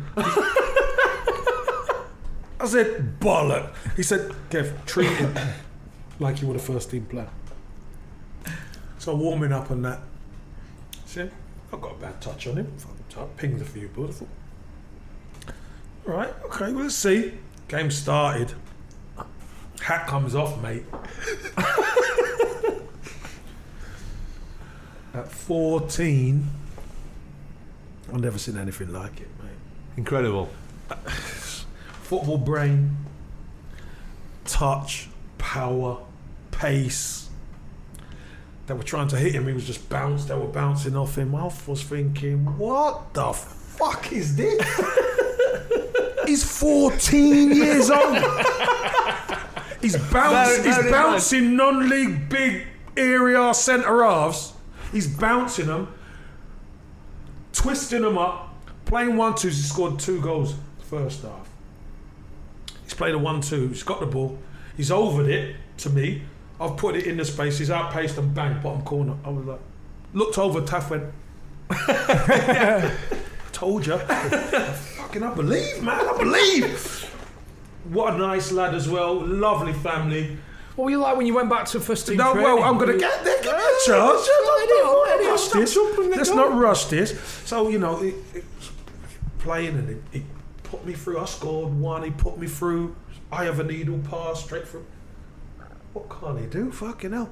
Then the next one he gets through, powers his way through, bang, top corner. Thinking, Jesus Christ. 3-0 at half time. 65 minutes I play. Normally, what does the old player do? He goes in, doesn't he? He goes in the dressing room and has a shower. No. I sit on the bench, mate. I got to watch this kid. Because what I'm witnessing, so they move him from striker to wide left. Jesus Christ. Ball, playing, spraying balls like you wouldn't believe. Attack, pace, power. I looked at Taff looked at me, and we both just shook our head like, okay now. So I get back into training the next day. So bearing in mind, obviously, when you're at Arsenal, you've seen all these players come through. No, not even anywhere near him. Just for the audio, Kev's just going, no. With his Fucking no! I'm telling you, no. You know, like the sexy beast, no. That's what I'm telling you, mate. So I get into training the next day. I said, lads, have you heard about a kid called Rooney? Oh, he's a kid apparently. He's a local lad. I said, I played with him last night. He said, really? What was he like? I said, fucking frightening. I said, lads, he could come with us now. Fucking no chance. I'm laughing their head up. I said, you have been warned. You heard it from me. I was captain of the club. I said, you heard it from me. I'm fucking telling you. This kid is special, mate. He's special. I've not seen anything like him. Leon Osman tells this story as well, because Leon Osman are now older than Rooney. So they're in the youth team trying to get in with the first team. Yeah. So they're training at Everton, which is away from where we train, at Belfield. So the moment Wayne Rooney leaves school, he comes with the first team squad. Just bypasses them. Straight bypass. Why mess about over there? Here. Trust me, why mess about with baby stuff over there? This guy could play, man. So he comes straight with us. First day of training, we're doing testing and all that. Testing is up there. So we get out with the balls. We get on in the middle of the pitch. He used to love this. He used to say, right, 5 balls. How many do you reckon I could hit the crossbar with from the halfway line? How many? And this is him at 16. 16. So he's obviously quite cocksure, but he wasn't. That's the great thing about Wayne. He's not cocky. He's confident in his ability, what he can do. But not so an he said. Exterior. So he's asking the lad, how many do you reckon? Should we have a game? Like, how many do you reckon I could hit? Fucking 2. 2 lads say 1. Fucking you lit none, blood. Being 1, being 2, being 3 on the spin, just missed with the 4th, being the 5th, 4 out of 5. Everyone was like, you are fucking kidding. But you couldn't do that again. I don't think I could hit 4 out of 50, by the way. Bing 1, bing 2, missed the 3rd, missed the 4th, hit it with the 5th. So he's 8. Is it 7 out of 10 here? 7 out of 10. 7 out of 10. He's hit the crossbar from the halfway line. 7 out of 10. That's it. That's Game it. over. Play him Saturday. Playing, training, showing himself. His talent was ridiculous. But when he scored the goal against Arsenal, I was just about to fucking rip him a new one. If you watch it, as he picks the ball up, smart player that he is, I'm making a through run, and I'm expecting him to play the through ball so I can get on the end of it, be one-on-one with Dave Seaman. So he goes like that as if to pretend to play the ball, and he takes it inside, and then he whips it into the top corner, doesn't he, past Dave Seaman. Yeah. So you can imagine, I turned around and was just about to say, Wayne, you beauty! Wayne, you Oh, you can imagine what I was going to say. You imagine what I was going to say. Listen, mate, I'll tell you, and the joy playing with that guy, training with that guy, seeing that young man develop his skills. Obviously, Everton were financially stuck at the time, and there was talk that, you know, David Moyes came out saying that Everton didn't need to sell him. Everton needed to sell him to survive. Let's get it right. And Wayne took a lot of flack for that. And which were it was wrong. It was wrong. It wasn't his fault. But he had to. Everton had to sell him. I think he was pushed by the club a bit as well. What you're saying. Yeah, I think you know what? It's pushed to Man U, do you? No, but you know what? No, but you know what? It's a difficult one because for the club don't want to be seen to be selling such a fantastic prodigy like this. Yeah.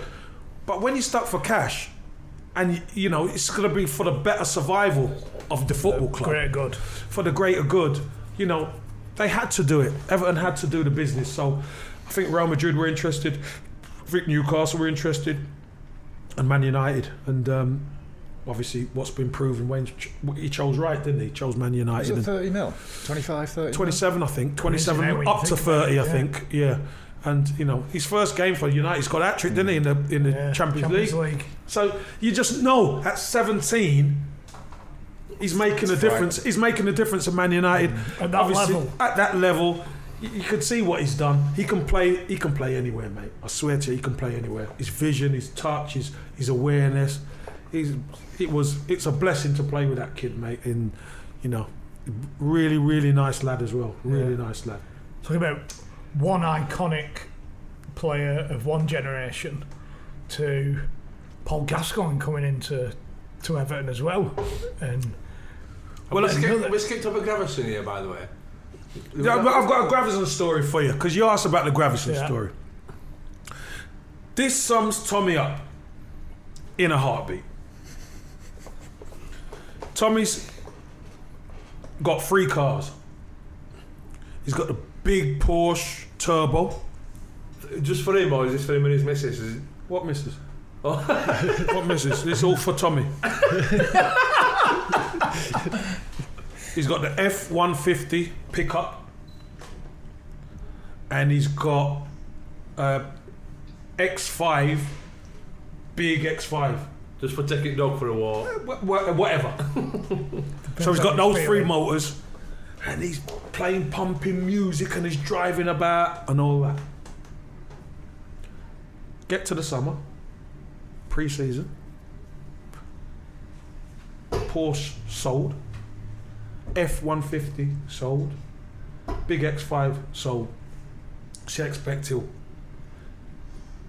upgrade, wouldn't you? Upper level and maybe get 2 motors, but top level. No, he says it sells a lot. Y-Reg Nissan Green Micro. Only car. And he's driving in. Fuck your car, fuck you! He's everything, fuck off!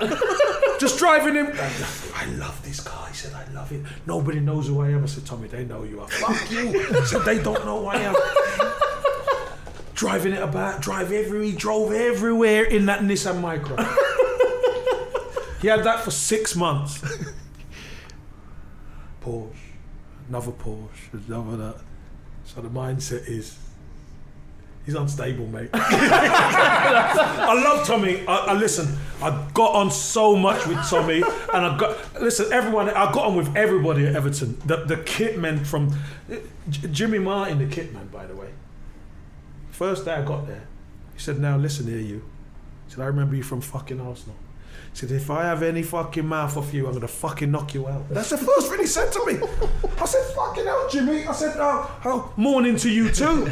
He said, "I'm fucking telling you, I'm not having it." These guys, him, Jimmy Comer, Tony Sage, all the guys in the background. Baz Rathbone? Baz came with Moyes, didn't he? Yeah. He came with Moyes.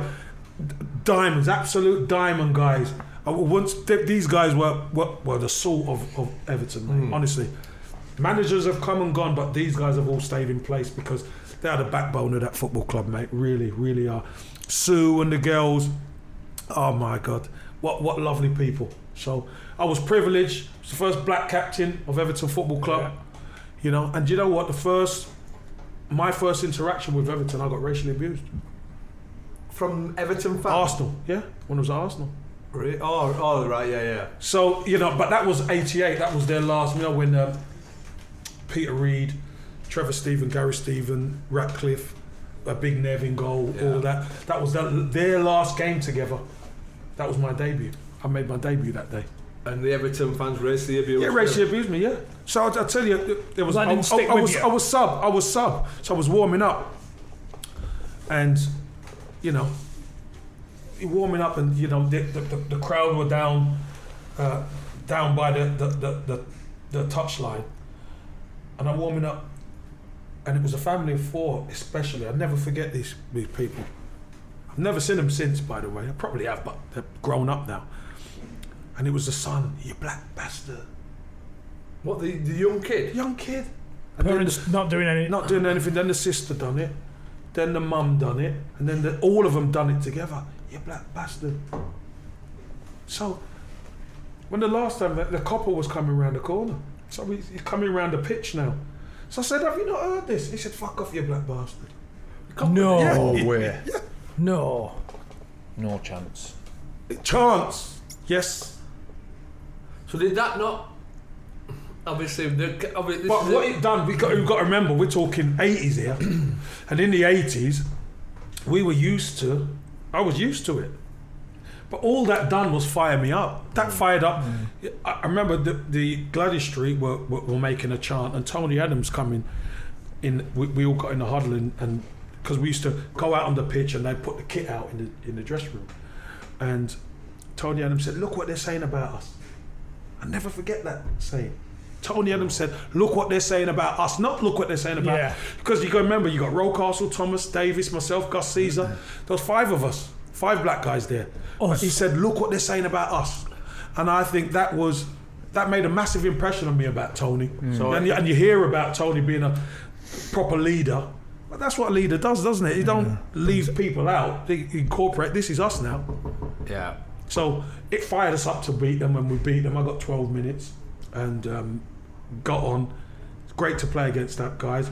But I don't hold these things against anybody. But that's what I was that was the term. That's what I was just about to ask. So when Everton came in, you just put that to the back of your mind and not thought, I tell you what, not pigeonhole them as they're a racist. No. They're a racist set of fans. No. You just thought... Because I know after the game, by the coach speaking to the Evertonians about the game. So back in the day, look, I'm not trying to put anything dampener on racism, because we know what racism is, we all know it. But a lot of the time it was people trying to upset you, to make you not play well. A bit like Turkey, where they're doing the windows and they're playing the band and all that. They're doing it to upset you so you don't play well, and we could talk after. So they're not necessarily... They're not necessarily racist. So a bit like what's happening in Italy right now, Yeah. where Lukaku. the Inter fans have said no, it's not. It's the Cagliari fans, who are notorious for it, are doing it to try and put you off. I've been through it. I understand what they're saying, but because of the way the landscape is now, you won't get away with that anymore. Because it's so far out there now. So they're trying to do the worst possible thing that they can possibly do to put you off. To put Lukaku. I mean, they could have all got... If they'd have had time, they could have all got dressed as fucking women to put him off. Yeah, they could have done anything. But obviously... This is the easy target, isn't it? Is the colour. So that's what happened. But again, when I do stuff with Everton, I often mention it, and you know they know, because Evertonians, they're real, and that's why we get on so well, because we're big enough to talk about it, and we're big enough to move past it. That's the truth. We're big enough to move past it. I think the thing that resonates with me is you said, well, what year was this? Sorry, 88. It was the norm back then, weren't it? So you said, I was used to it, I just took it on the chin. Actually, you know what? at Arsenal, we took it as a compliment. You're doing something right to We rock took people up. exactly. Now, That's what I if they weren't worried about you, you reckon they'd bother their arse about saying anything about you? They just ignore you. But because it's Arsenal and they know the good players are there, that's where they knew, you know what I mean, to target you. To people taking the like you said, the easy route. It's like you said, you're getting fat bastard. It's the easy route there, and not to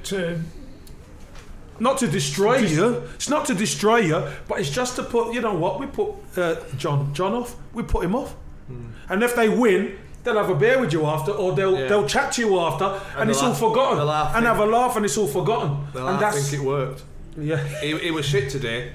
That might be because we've battered him. Exactly, and that's the mentality. But again, you know, I never. It's funny. I never really got the opportunity to say goodbye to the Evertonians at the time. Again, that seems to be the theme here because David Moyes took over. We done really well, and then he started to change the system. You know, we bought Tim Cahill, who was a fantastic servant for Everton, and there was more runners coming from midfield, one up top. We bought James Beattie.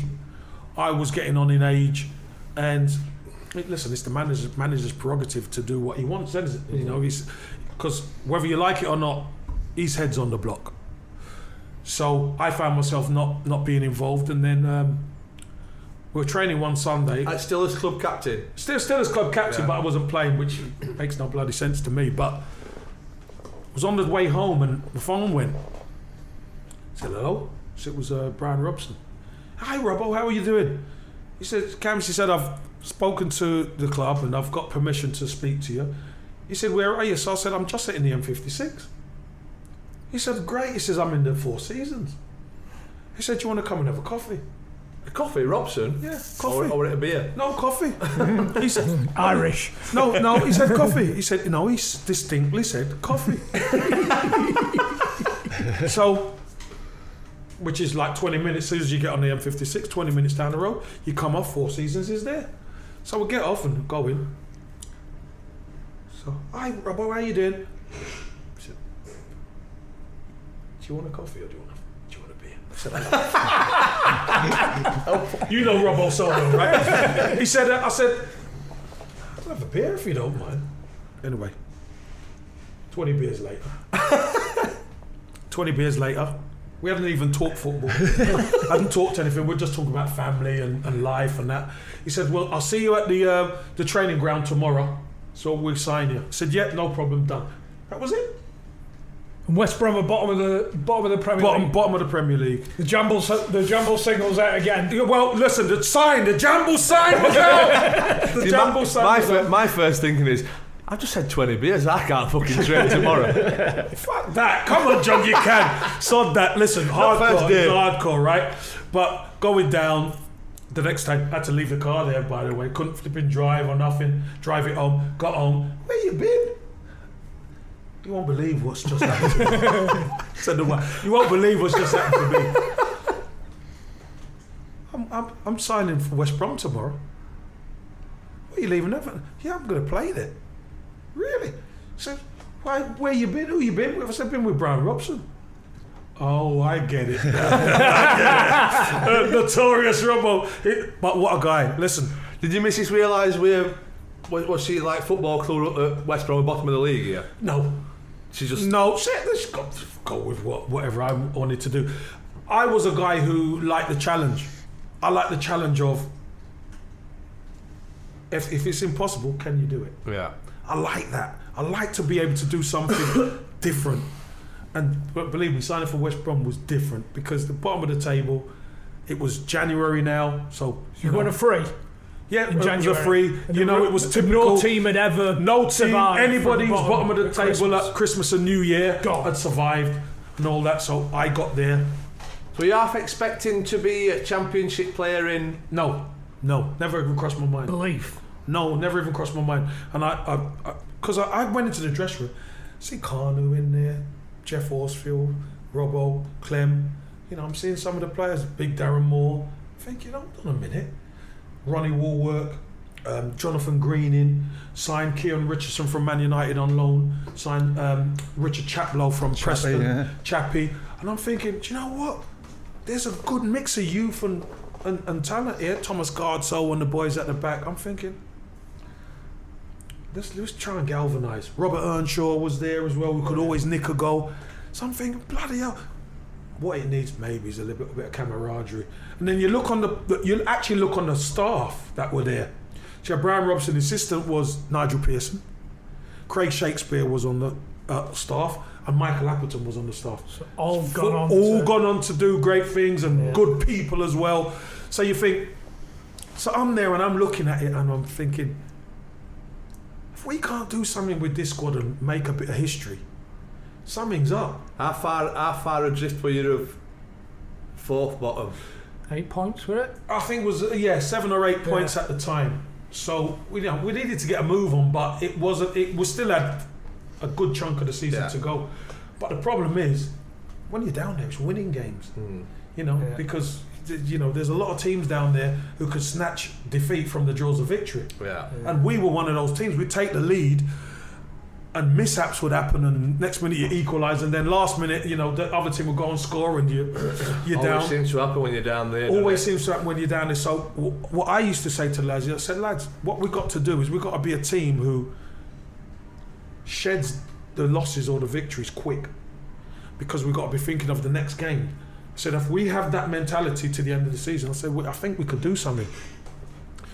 And it kind of came to a head. We played Crystal Palace at home. We were 2-1 up, and we got to the last knock-ins. We're on a training trip to Florida. I was going to ask you if there was any truth in this. Did Brian Rob, if he did or did not, take you on a 10-day trip to Disneyland?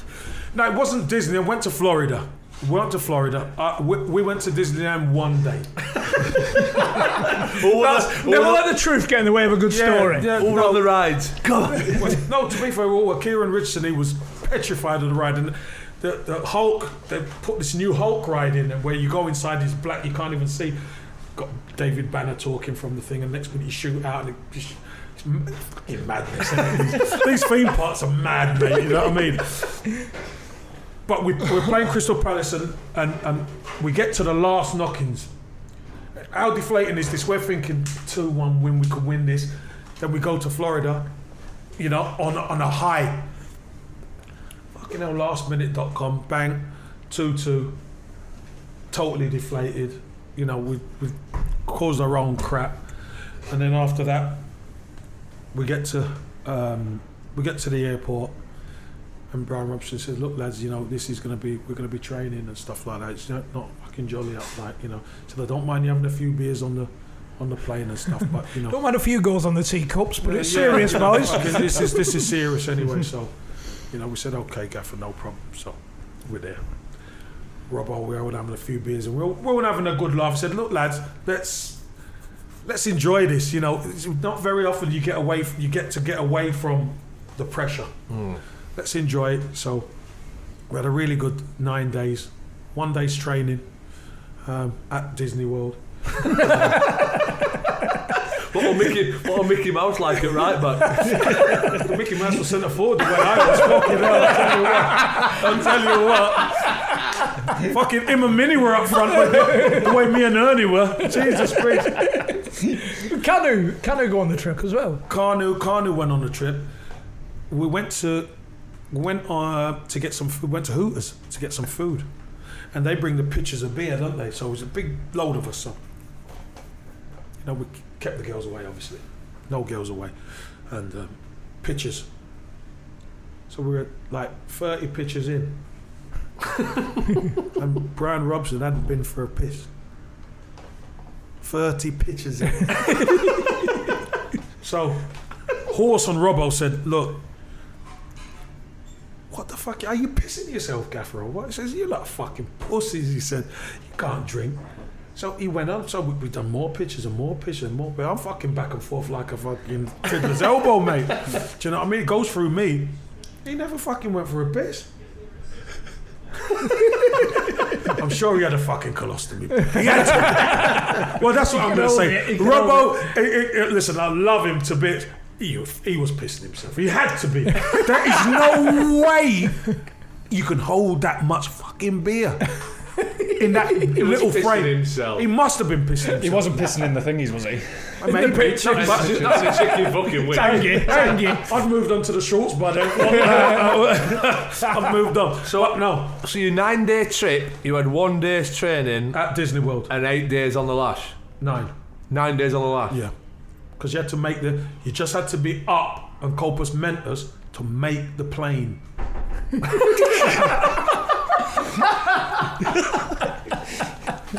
we're going to be doing all the training. We had a full week to catch up when we got back. You just had to be corpus mentis to make the plane. And everybody made the plane. So nobody can get him bothered. Nobody can get him bother. Well, fucking Rob, we had to get Robbo up. We had to get him up. Robbo on a word. Robbo's different. Listen, Nigel Pitt, again, the staff were unbelievable.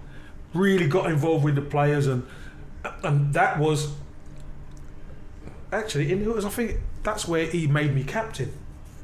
In Hooters, he said, "Right, Kev, you're captain."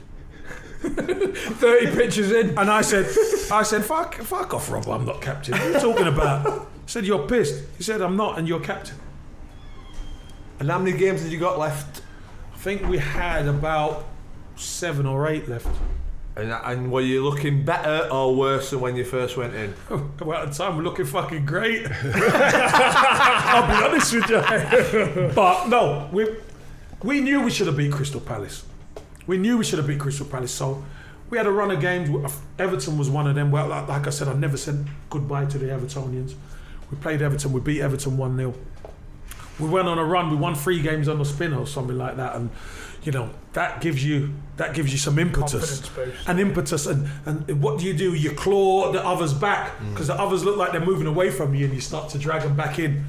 And for a struggling team as well, 3 wins in a row. It's fucking massive. It's massive. Absolutely massive. You know, and again, the Everton game, the Evertonians after the game were singing my name. It's the first time I've ever been on a pitch that close to. I could feel the tear ducts burning. Really? Man.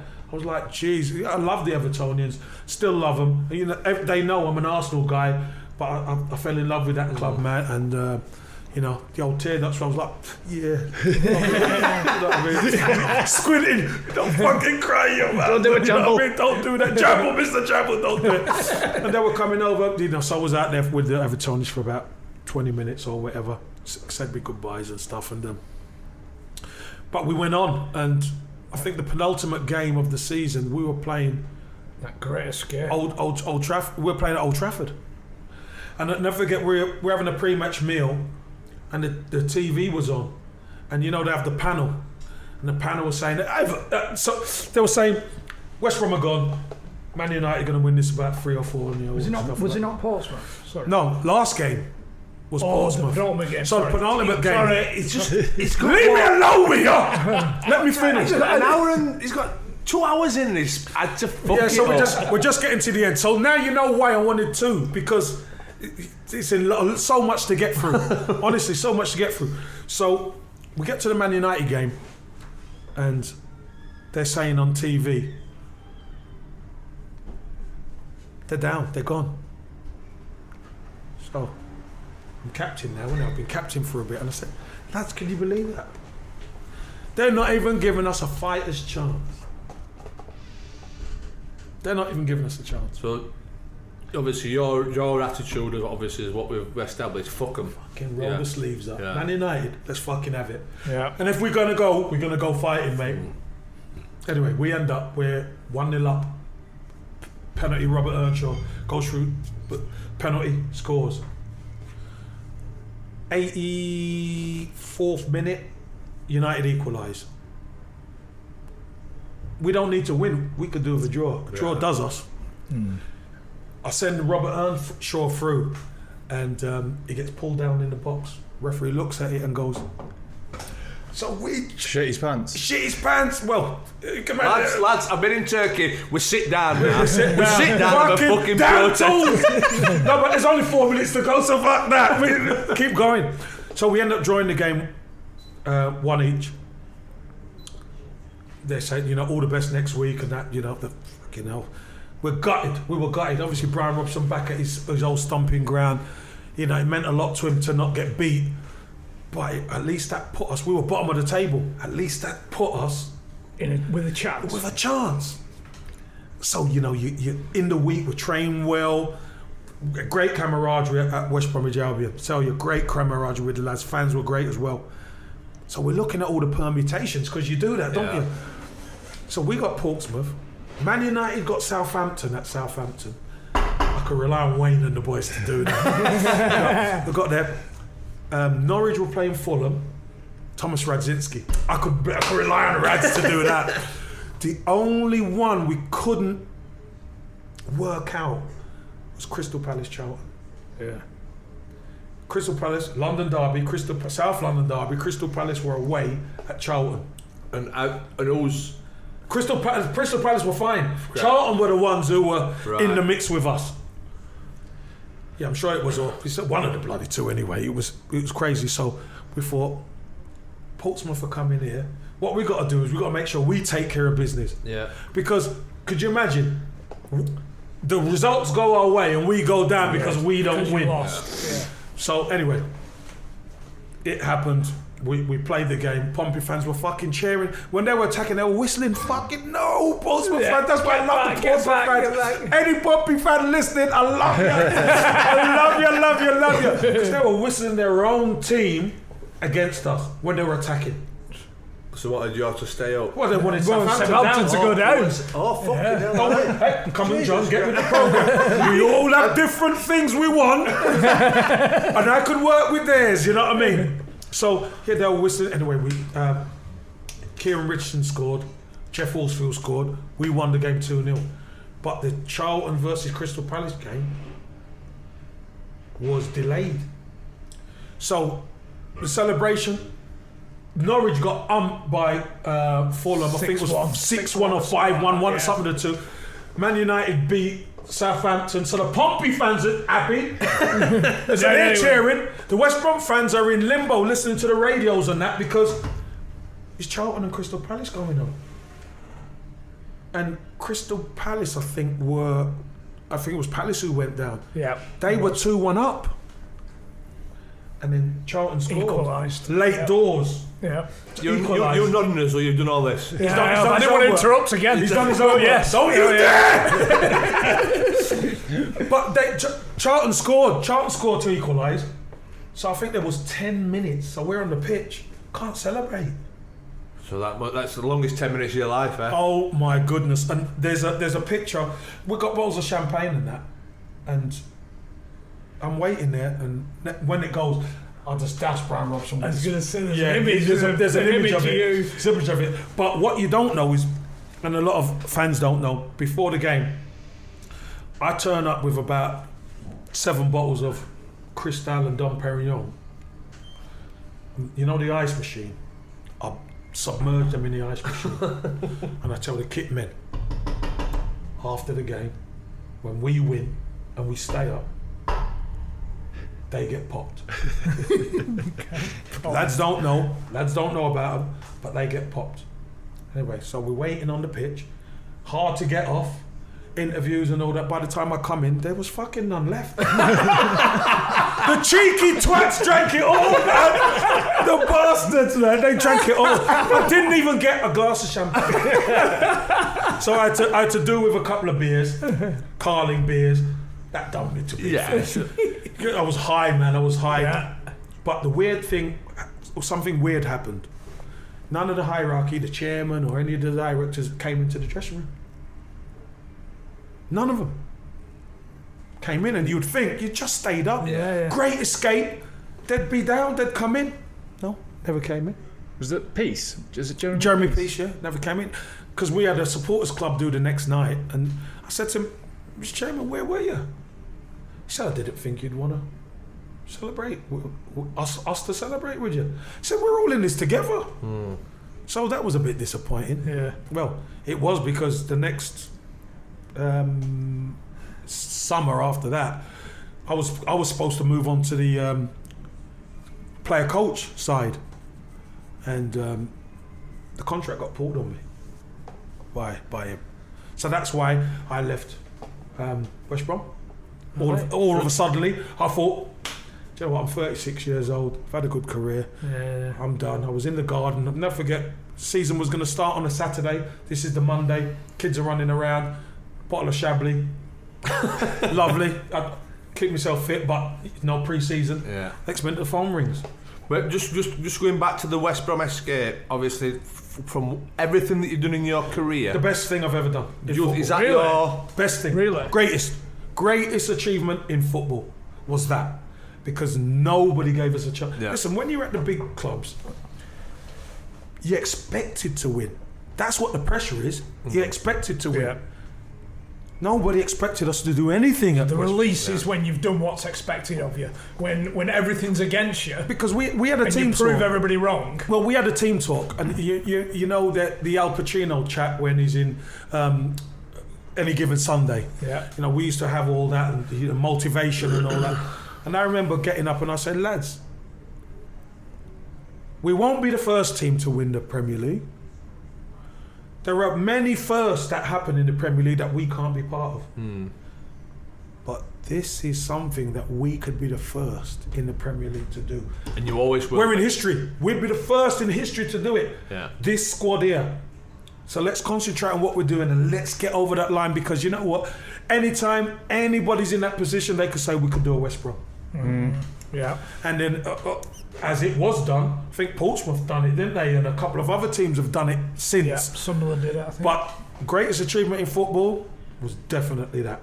And that's mad, isn't it? For the career that you had, the biggest achievement in your career was not getting relegated. Which is, in football too, you're thinking, like, well, we finished fifth bottom. It's not really an achievement, but when you break it all down and realise when you went When in you're, and when you're where you were, 8 points adrift. yeah, And normally you get slapped. Yeah. Anywhere you go, you're getting slapped. And, you know, we took our slaps. Trust me, we took our slaps. But the lads realised we've got to work it out, that we got to shed it quick. yeah. Move on to the next. Fight against adversity. Yeah, move on to the next. And it became quite a bit of a mantra for the club. And, you know, we done it, which was great. As I say, you know, that happened the season after and stuff like that. So any managers out there whose teams are struggling, just take the lads to fucking Disney World. That's all they need to do. And it's a 9-for-1 deal. It's a 9-for-1 deal. 1 day training with Mickey and Minnie. 9 days on the fucking lash. It works. And none of this foreigners saying, no, we don't drink. Fucking get them drunk. Get them drunk. So you're in the garden Monday. So I'm in the garden on the Monday, minding my own business. Thinking career's over. Are you content with that? I'm happy. I've Yeah. been in the game. I've played for some of the big clubs. I've won plenty. I've achieved everything. Then the phone rings. Super Kev, how you doing? Come and have some champagne and oysters. Hello? Sam a man at Cardiff. Said, hold on, I've got a Dave Jones, who I respect. Dave Jones, got a lot of time for Dave Jones. Really, really top guy. He signed some good strikers, but he signed some fucking bad ones as well, by the way. So I spoke to Dave Jones, and I said, Dave, the season starts on Saturday. He said, listen, we want you to come here. He said, for your mentality. I know what you do. Want to come here for your mentality. You might get the odd game here or there. Or Were you like 37? So I'm 36 37. 36 at the time.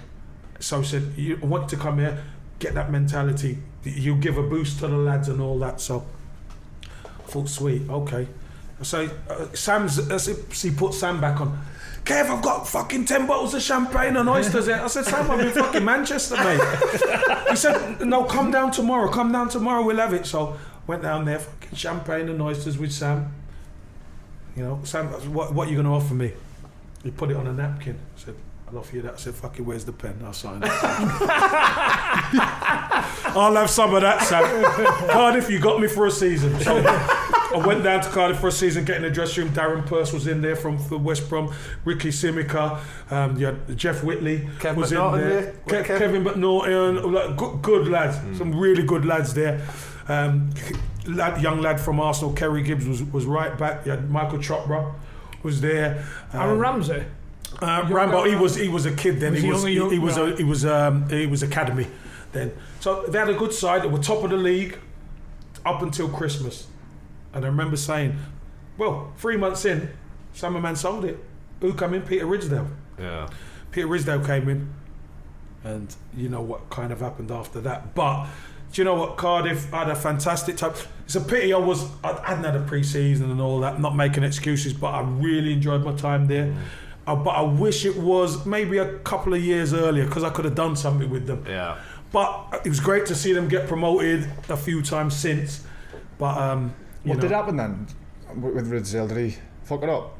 Well, they just shit the bed. Yeah, they had the squad was so small that they needed to beef that squad up, because once you get to Christmas and New Year, injuries start taking their toll. You've got to mix and match the team. Just couldn't do it. They just couldn't do it. Didn't have the resources to do it. So they kind of suffered and ended up out the playoffs and all that kind of thing. But I had my year there, met a load of good friends, good people.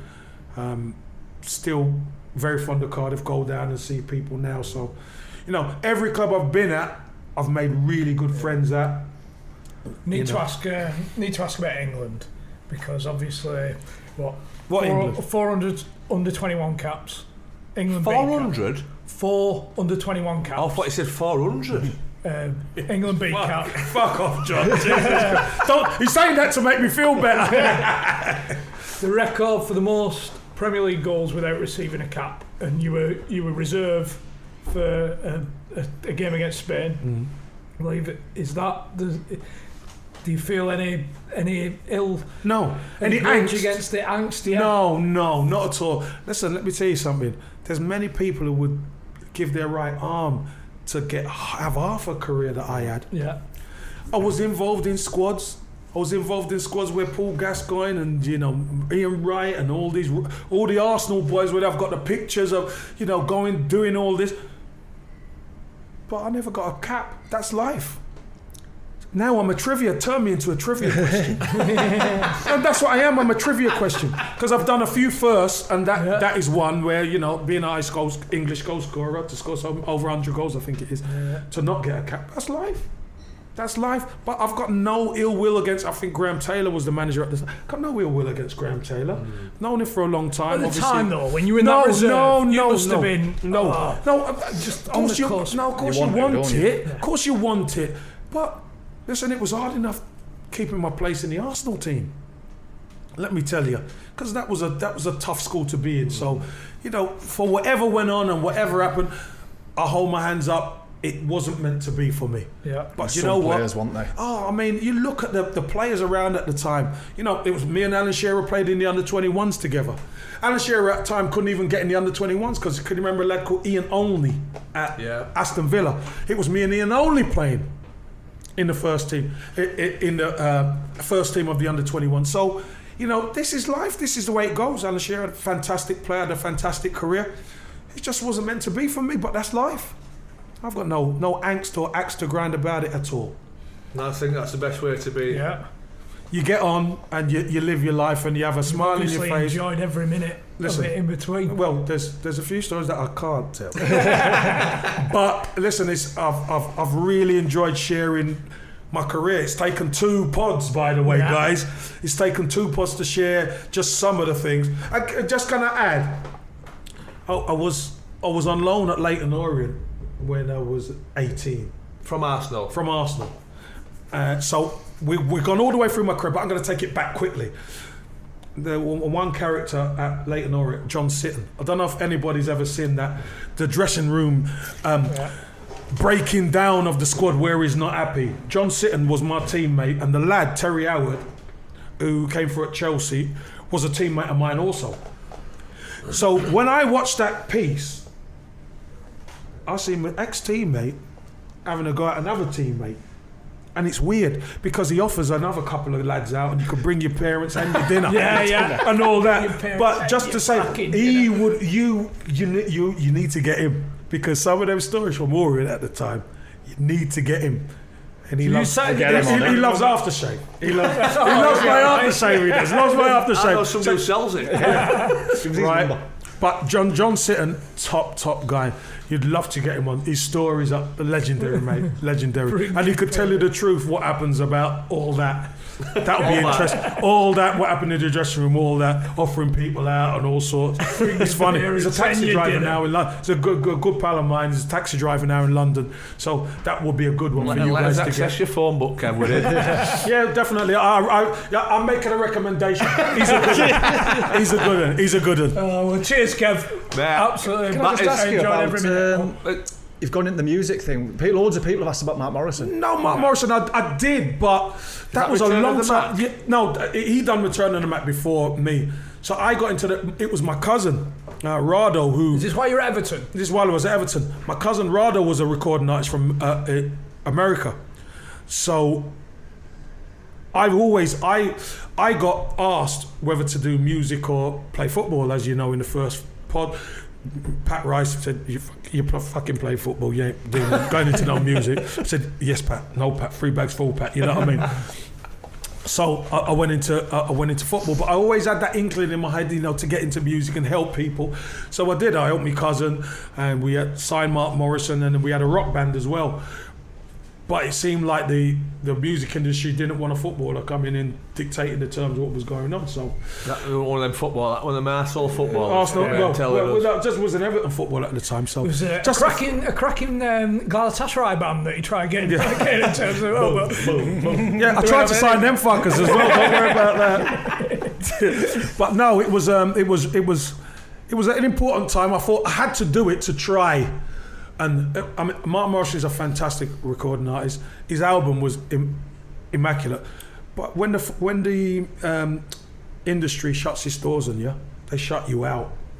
And he'd been through a lot of angst with a lot of people and stuff like that, and it was just turned out to be irreparable. So that was it. So that was my time it was 2 Wicked Records. That was my time in the music industry done.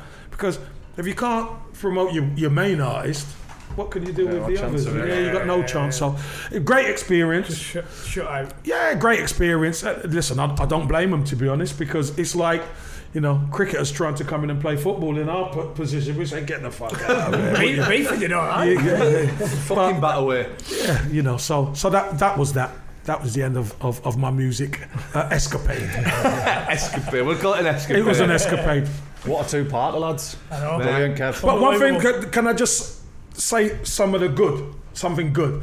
So I got involved with a humanitarian foundation called the Bring Hope Humanitarian Foundation. Basically what it was to, I'm the football ambassador, to bring football and stuff into the refugee camps in Iraq and Africa. All right. So this is something I'm very proud of.